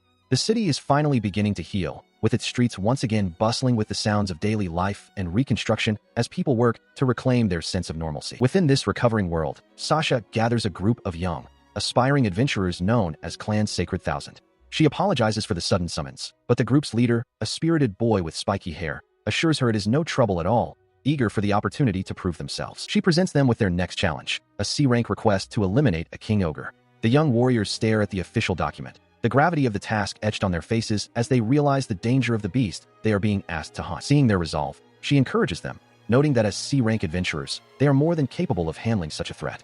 The young leader responds with a confident grin and a shout of determination, promising to leave the mission in their capable hands. However, the reality of the hunt proves far more perilous than anticipated. Deep in the woods, the group finds themselves gasping for breath and cornered not by one, but by 3 of the massive, hulking beasts, their strength far exceeding what the young adventurers can handle. The young leader grits his teeth in desperation as his companions fall back, completely spent and unable to continue the fight. He realizes with a sinking heart that he cannot possibly defeat 3 king ogres alone, and as one of the monsters looms over him with a murderous glare, he fears this is the end. Suddenly, a blur of motion and dark energy erupts across the clearing.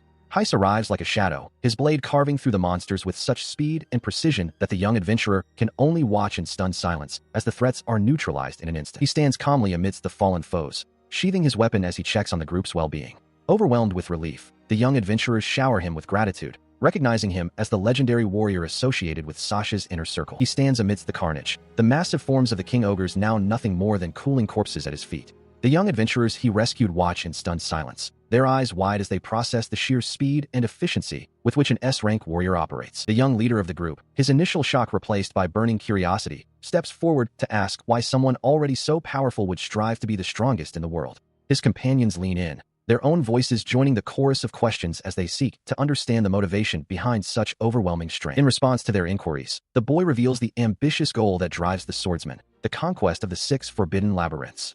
The mere mention of these legendary, perilous locations sends a ripple of disbelief through the small group, their faces contorted in shock at the audacity of such a quest. These 6 sites represent the pinnacle of danger, the highest-ranking dungeons known to exist. Among them are the Dili Roman's Great Salt Lake, a vast expanse with its own isolated and deadly ecosystem, and the Great Delmadrome Labyrinth, an ancient structure buried deep beneath the Earth's surface. The list continues with the Magnetic Forest, where the very air twists one's senses, and the Drina Du Star, a castle that floats impossibly among the clouds. Further still lies Mount Negro Fantasia, a peak said to exist within the demon realm itself. And finally, the mythical God's Garden, a place whose existence is debated even by the most learned scholars. The young girl in the group points out the grim reality that the locations of only 2 of these labyrinths are actually known, and that those who dare to enter are never seen again.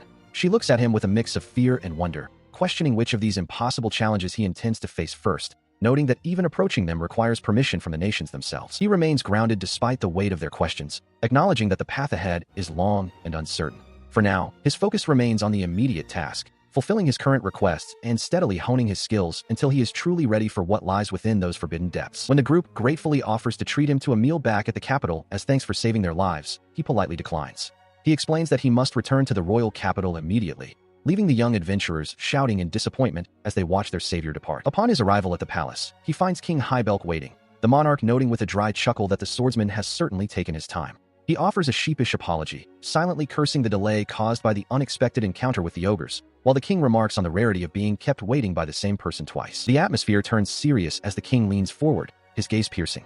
He formally requests that the young man undertake a mission of unprecedented scale, the conquest of the Great Delmadrome Labyrinth, one of the very forbidden sites he seeks to master. He continues his address, but the weight of the request causes the young warrior to break into a cold sweat, his mind racing at the prospect of challenging the forbidden labyrinths so soon. The king elaborates, explaining that the decision is based on the remarkable contributions made during the recent stampede, which prove the young man's readiness for such a monumental feat. With a steady gaze, the monarch poses the final question, asking if he is truly prepared to shoulder the burden of this task. Clenching his fist in a silent vow of resolve, the warrior bows his head and offers his humble acceptance of the royal decree. Providing further guidance, the king instructs him to travel to Dazara and seek out the clan master of the Stone Sovereign, noting that his mentor, Bargain, will provide the necessary details for the journey. He then presents a formal letter of introduction, promising to pray for a safe return and successful mission as the young man acknowledges the instructions with a firm nod. Taking his leave, the adventurer strides out of the grand hall, the heavy doors thudding shut behind him as he steps back into the open air. Waiting just outside, his companion reveals she had been listening the entire time, her eyes sparkling with admiration at the news of his upcoming challenge. He warns her of the extreme danger ahead, insisting that she cannot follow him on this particular quest, to which she surprisingly offers a quick agreement. She offers a playful smile, assuring him that she won't try to sneak up on him this time, though he remains wary of her true intentions. He listens as the young A-rank adventurer admits her own limitations, acknowledging that despite her recent promotion, she would only hinder his progress in the trials ahead. He accepts her decision with a quiet understanding, recognizing the weight of the path he must walk alone. Because of their parting, she shares one last piece of information, noting that Sasha and her companions have set their sights on the Dili Roman's Great Salt Lake, ensuring he knows where his friends are headed while he pursues his own destiny. As he begins to walk away, her voice rings out across the courtyard, calling his name one last time.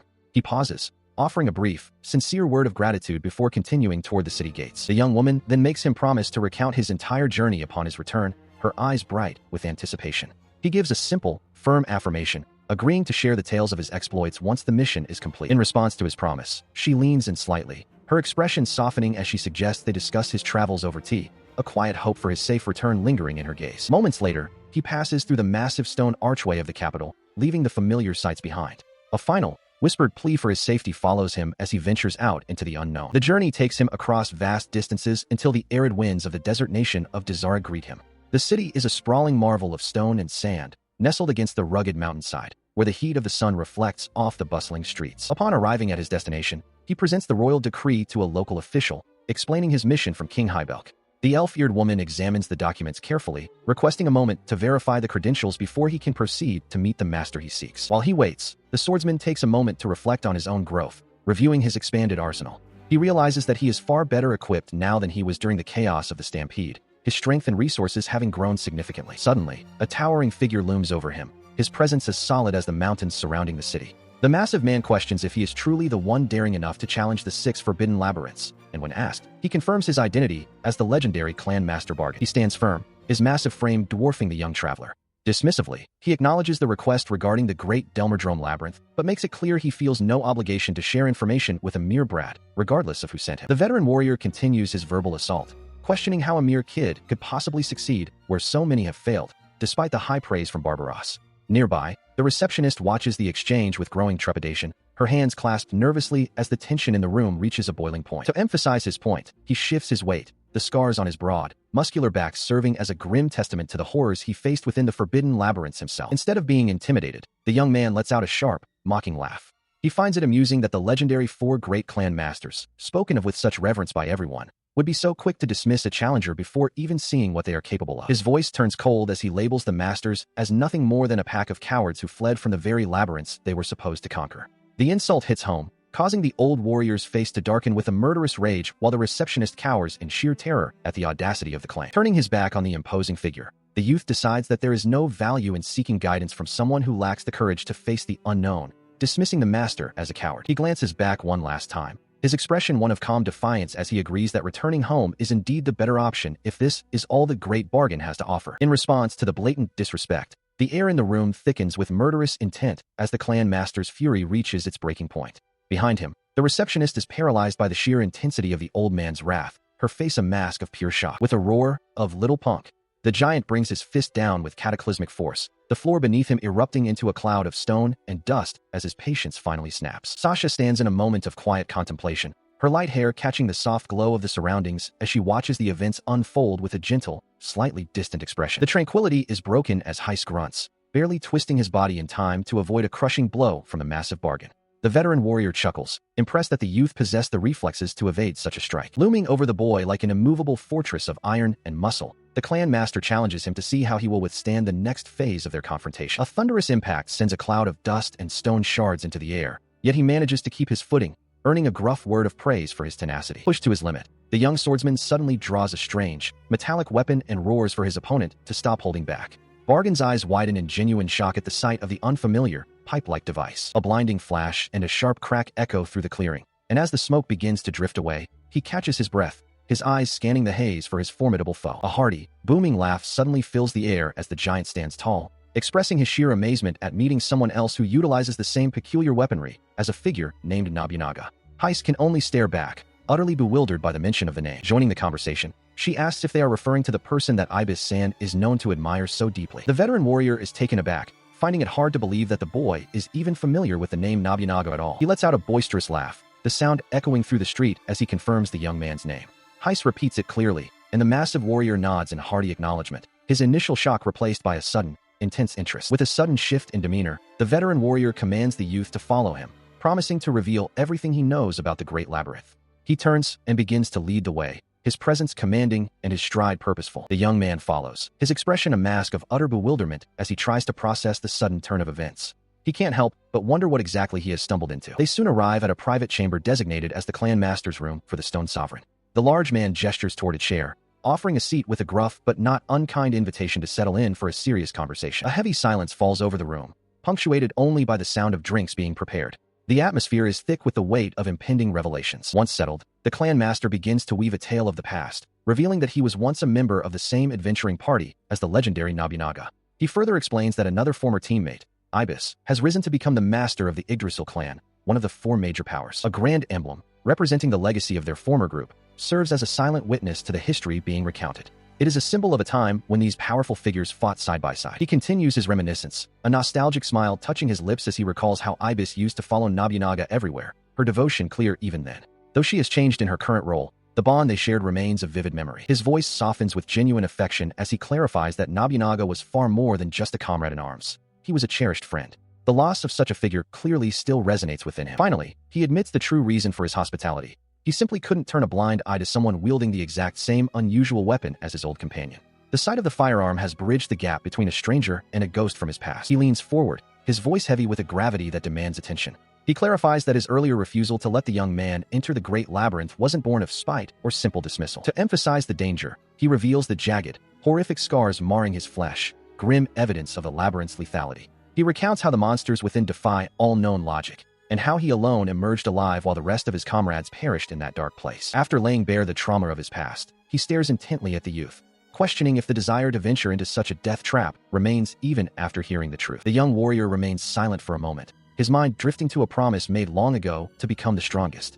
He reflects on how others are rapidly gaining power in the wake of the recent stampede, and the fear of being left behind gnaws at him. With a gaze burning with newfound intensity, he declares that this is precisely why he cannot turn back. To fulfill his vow and reach the pinnacle of strength, the labyrinth is a path he must walk. A boisterous laugh erupts from the veteran, who notes with a mix of exasperation and nostalgia that the boy is exactly like Nobunaga, stubborn and utterly deaf to the warnings of others. Recognizing the unshakable resolve in those eyes, he finally relents, promising to share every scrap of knowledge he possesses regarding the Great Labyrinth. He begins his briefing by warning that the Delmadome Labyrinth is a fundamental departure from any standard dungeon, a place where even the slightest lapse in vigilance results in immediate death. Spreading out a complex, detailed map, he describes the interior as a realm that feels like an entirely different world, filled with bizarre iron boxes and artifacts of unknown origin scattered throughout the landscape. The young man leans in, focusing on the strange descriptions, and asks for clarification on these iron boxes.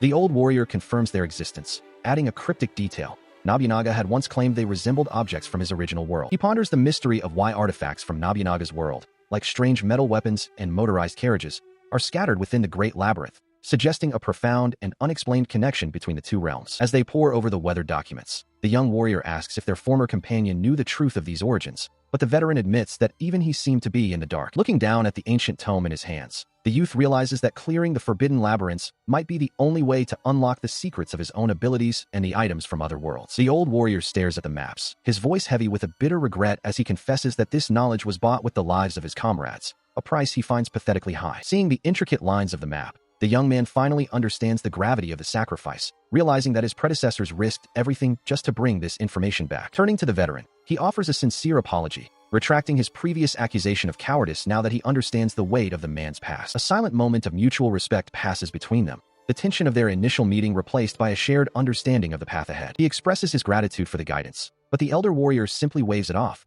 insisting that a young man shouldn't feel obligated to be so considerate. With a newfound resolve, the youth vows to conquer the Delmadrome Labyrinth, turning to leave before the veteran calls out to him one last time. Suddenly, the heavy doors creak open as a voice from the outside interrupts their conversation, signaling the arrival of someone new. The door swings open as a voice calls out an apology for the delay. The young swordsman looks up, his expression one of mild surprise at the sudden interruption. Stepping into the room, the newcomer explains that a sparring match ran long, causing her tardiness. The veteran warrior, Bargain, acknowledges her arrival with a calm gaze, noting that she has finally made it. She introduces herself with a burst of energy, confirming her identity as the S-rank adventurer, Hijiri. While she beams with confidence, the young man remains bewildered, trying to process who this energetic stranger is. Without warning, she leans in close, her face inches from his as she loudly asks if he is indeed the one named Heiss. The sudden invasion of personal space leaves him startled and speechless. She circles him like a predator assessing its prey, eventually concluding with a grin that he actually looks quite formidable. He can only stand there, unsure of how to react to her blunt appraisal. Breaking the tension, the old master reveals a letter from Barbaros, stating that the two of them are assigned to tackle the labyrinth as a team. The revelation catches the youth completely off guard, his mind racing to catch up with the news. He lets out a cry of pure disbelief, his eyes wide and his jaw dropping at the absurdity of the arrangement. Behind him, his new partner remains unfazed, her cheerful demeanor contrasting sharply with his shock. He immediately protests, claiming he was never informed of such a plan, but the elder warrior remains firm, pointing out that this is the official request. It seems the decision has already been made, regardless of his lack of preparation. Despite the official nature of the task, he grumbles about having to work with someone he considers a total stranger. His comment clearly stings, as she snaps back, offended by being dismissed so easily. To settle the matter once and for all, she thrusts her official S-rank certification card forward, demanding he acknowledge her status. The proof of her elite standing is undeniable, leaving him with little room for further argument. She holds the proof of her elite status steady, leaving no room for doubt. Bargain, seeing the young man's disbelief, tells him to simply accept the reality of the situation. Staring at the card, he finally begins to process that this energetic girl truly is an S-rank adventurer, his mind racing to reconcile her playful demeanor with such a prestigious title. With the revelation established, the girl beams with renewed energy, extending her hand for a formal introduction. She reintroduces herself as Hijiri, expressing her excitement about their upcoming partnership and welcoming him to the team. Despite her overwhelming enthusiasm, he remains wary, his expression fixed in a skeptical squint as he considers the chaotic journey ahead with such an unpredictable partner. Hijiri introduces herself with a burst of energy, her ponytail swaying as she expresses her excitement to work with Heiss. She boasts of her prowess, having already conquered 7 of the most dangerous dungeons known to man. Bargain, recognizing the name, identifies her as the Adamantite Fist from the land of Oolong, a title that carries significant weight in the adventuring world. Despite her impressive credentials, the young swordsman remains entirely unimpressed, bluntly stating his ignorance of both her reputation and her homeland. This dismissal leaves her reeling in shock, her mouth agape at his lack of recognition. Bargain quickly steps in to clarify, describing Oolong as a Western nation where martial arts flourish, though its people are often known for their impulsive and fiery temperaments. She confirms that Oolong is indeed her home, her enthusiasm returning as she brushes off the awkwardness. She confidently predicts that they will become an inseparable duo once they have conquered the Great Labyrinth together. However, he remains steadfast in his solitary nature, flatly rejecting the idea of teamwork and reiterating his preference for facing challenges alone. This rejection strikes a chord, and her expression softens into one of genuine concern as she realizes the difficulty of the task ahead. She insists that his help is vital, unable to accept the idea of him venturing into such danger without support. Seeing the impasse, the massive clan master intervenes with a firm command. He declares his intention for the two of them to tackle the Delmadrome Great Labyrinth as a team, effectively overriding the swordsman's objections. As the group gathers before King Highbell to discuss the logistics and rewards of the mission, the atmosphere shifts to one of formal negotiation. Amidst the talk of compensation, she suddenly turns her attention back to her prospective partner, questioning if he is truly the same individual who gained notoriety during the recent stampede. Driven by a sudden spark of competitive spirit, she makes a bold request to the king, asking for permission to test her strength against the swordsman in a duel. Though such conflicts are typically forbidden due to the potential for collateral damage, the king finds himself intrigued by the prospect and grants his royal consent, much to her delight. He can only stare in disbelief as the situation spirals out of his control, his face contorted in a mix of shock and exasperation. Meanwhile, she is already brimming with confidence, eagerly accepting the king's charge to prove her worth through combat. He finds himself caught in the crushing grip of the massive clan master, who grumbles about the king's whims while squeezing the breath out of the young man. The giant man reinforces his point with another bone-jarring squeeze, boisterously declaring that the king has taken a genuine liking to the young swordsman. This unwanted attention brings back the memory of the energetic girl's earlier challenge, where she stood atop a pile of defeated foes, demanding a duel after the labyrinth is conquered to prove she is the strongest. Her intense gaze remains fixed on him, her eyes wide with a predatory curiosity as she questions his strength, sensing a worthy opponent in his stoic demeanor. Despite her fervor, he remains unmoved, flatly rejecting the proposal and reaffirming his intent to proceed with his journey alone. He makes his stance clear one last time, stating his lack of interest in a duel before offering a brief farewell to the clan master and walking away, leaving the girl stunned and the old warrior shouting for him to wait. From the high balcony of the guild, the veteran warrior watches the pair depart, his gruff exterior softening as he offers a silent prayer for their safe return from the trials ahead. The scene shifts to the bustling atmosphere of a local tavern, where the sounds of clinking mugs and chatter fill the air as a waitress begins taking a massive order. To his growing irritation, the persistent girl has followed him, casually ordering an extravagant feast of bear steak, boar cream stew, and squid ink pasta while he demands to know how much longer she intends to shadow his every move. She responds with a defiant finger pointed at his face, accusing him of cowardice and vowing to remain by his side until the Great Labyrinth is cleared and he finally accepts her challenge. She beams with a mischievous glint in her eyes, laying out her logic with infectious energy. By following him until the end, their progress would count as a joint effort, allowing her to finally claim the duel she so desperately craves.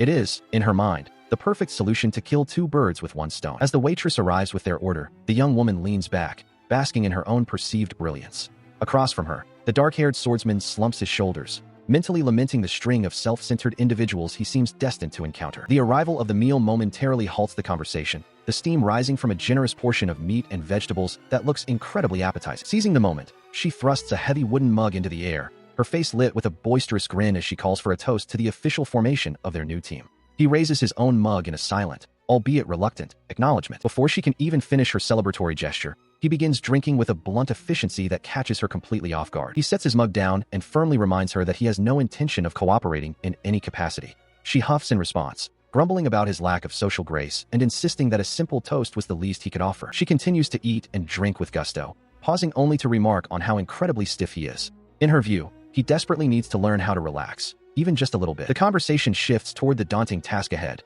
the Great Delmadrome Labyrinth. It is no ordinary dungeon. Its reputation for lethality precedes it, stretching across the desolate horizon like a silent, waiting predator. His expression hardens, his gaze becoming sharp and focused as he reminds her that this venture is far from a game. Even for those of the highest rank, the labyrinth is a place where one's life can be extinguished in an instant. She meets his serious gaze with a confident smirk, asserting that as an S-rank adventurer, she is well aware of the risks.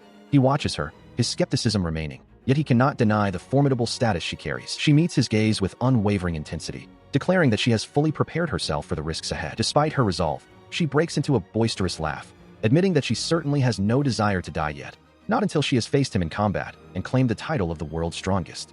Her sudden shift in tone leaves him questioning whether she is truly serious or merely eccentric. The young woman continues her enthusiastic explanation, insisting that her path to the top requires defeating the most powerful individuals she can find. He, however, remains perplexed, bluntly asking why she is so fixated on challenging him specifically. In response, she begins to recount his legendary exploits, noting that his reputation from the stampede has reached as far as Oolong. She details his incredible feat of single-handedly defeating over 1,000 monsters and even slaying a demon, making him the ultimate target for her ambitions. He can't help but feel a flicker of surprise at how much she knows about his past actions. She expresses her confusion, having assumed that those who choose to travel alone do so because they desire to become stronger than anyone else. When he remains silent, she admits she never expected him to turn down a direct challenge. He simply sighs, dismissing the idea of a duel as nothing more than a tedious nuisance. She hums in response, her eyes narrowing as she studies him, sensing there is more to his reluctance than he is letting on. Taking a more serious tone, she asks him what his true purpose is for living the life of an adventurer. The question strikes a chord, forcing him to look inward and confront his own motivations. Memories of his past resurface, reminding him of a time when he dreamed of being part of the world's greatest team. He recalls the painful moment when the gap between him and his former companions grew too wide, leading to his humiliating expulsion for being deemed too weak to keep up. With a newfound clarity, he explains that his drive comes from that very failure.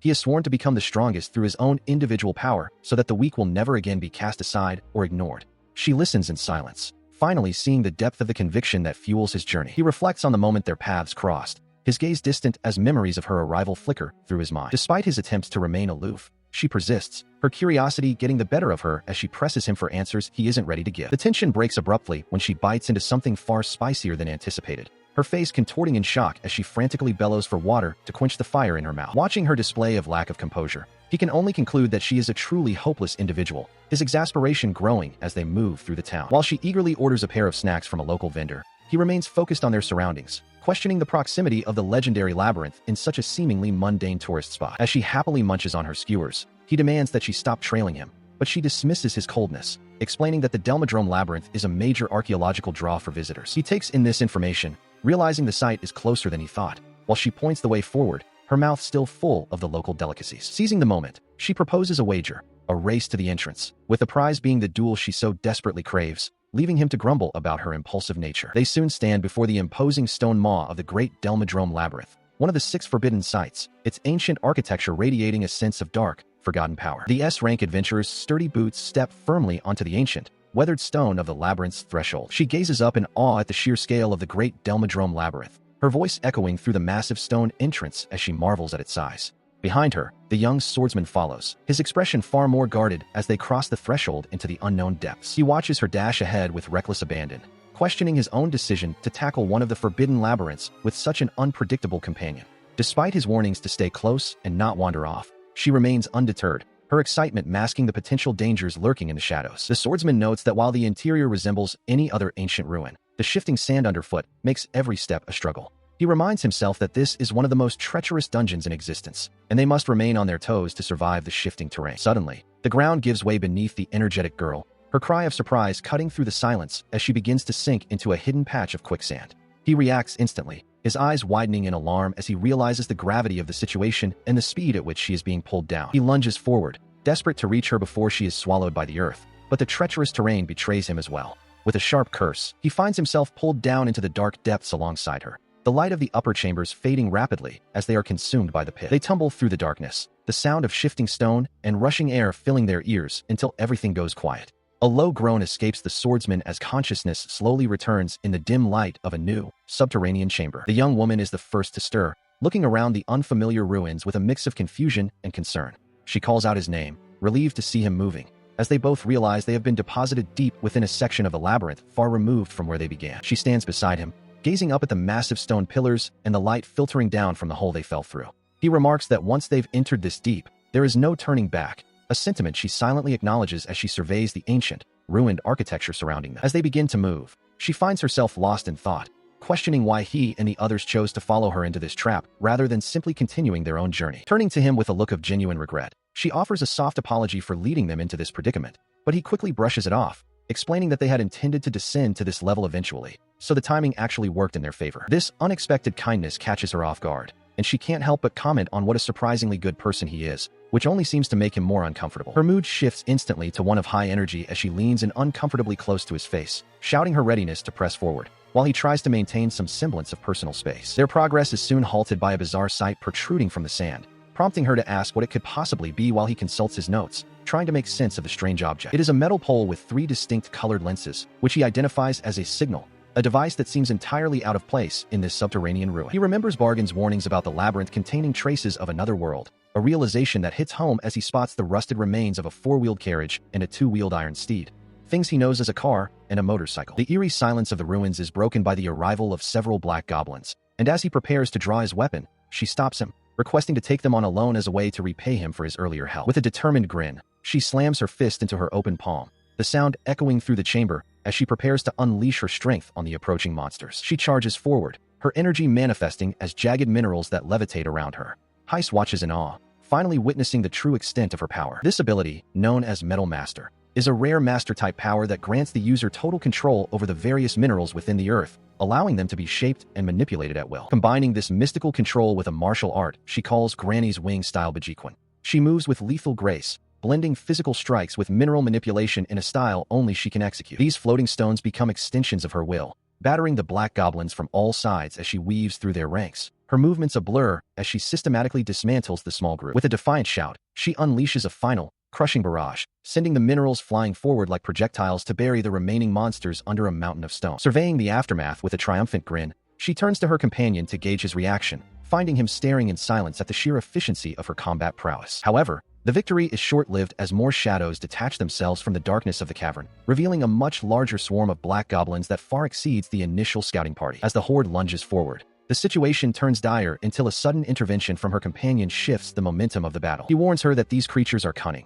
often sending a small group to test their prey while the rest wait for the perfect moment to strike in a classic ambush. Stepping to the front, he decides to take the lead, noting that even a novice adventurer should have anticipated such a move, leaving her to offer only a muffled grunt of frustration. He unleashes a devastating blast, clearing the path as they continue their descent into the dungeon. Despite the danger, his companion finds a moment of levity, cooing over a small, fluffy creature while he watches on, bewildered by her sudden shift in focus. 12 days pass in the depths of a labyrinth, marked by the simple ritual of a shared meal. She finishes her portion with a satisfied sigh, a small wooden skewer still clenched between her teeth. With her mouth full, she enthusiastically praises his culinary skills and his combat prowess, noting that his weapons are unlike anything she has ever seen. Seizing the moment, she proposes a duel once they return to the surface, but he shuts her down with a blunt refusal, leaving her slumped in disappointment. Her expression softens, a rare moment of vulnerability crossing her features as she searches for the right words. He questions her persistence, wondering why she is so fixated on him when there are countless other warriors to challenge. In response, she reveals the truth of her past,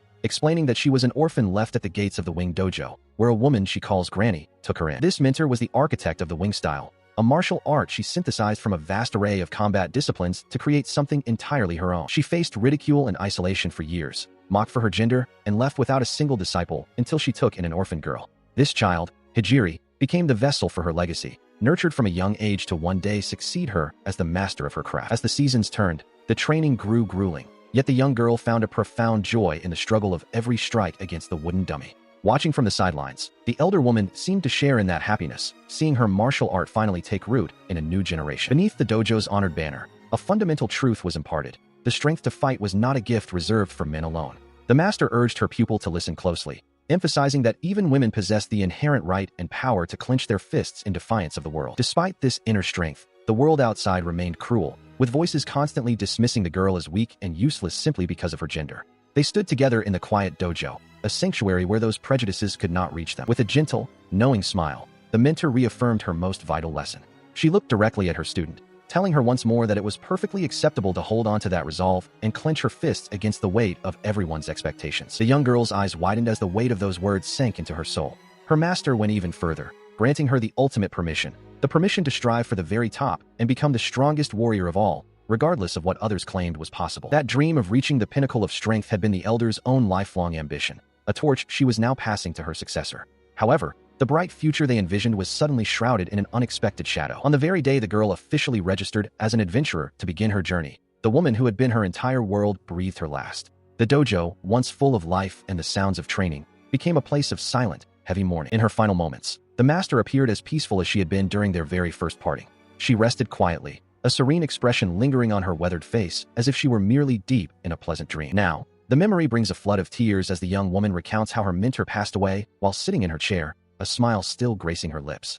It was this final, peaceful image that fueled a burning desire within her to prove the worth of the wing style to the entire world and fulfill the dream they shared. She stands firm, her eyes wide with a burning intensity as she declares her singular goal, to prove that her mentor's martial arts are the absolute strongest. To her, the logic is simple. By defeating the strong, she becomes the strongest, and her master's legacy is finally validated. Despite her passionate plea, he offers a blunt and immediate refusal, leaving her momentarily stunned and scrambling for a follow-up argument to change his mind. A heavy silence falls between them as he remains completely unmoved by her enthusiasm, prompting her to grumble about how difficult he is to persuade. As he looks away, he can't help but draw a silent comparison between her drive and Sasha's own quiet determination to find her own strength, wondering what it would take to actually satisfy such a request. Meanwhile, she continues to fret, desperate to find a way to secure his agreement. The conversation eventually gives way to the practicalities of their journey, and as night settles over their camp in the ruins, he urges her to finish her meal and rest for the trials ahead. By the 13th day of their descent into the Great Labyrinth, the sheer scale of the subterranean world begins to weigh on them.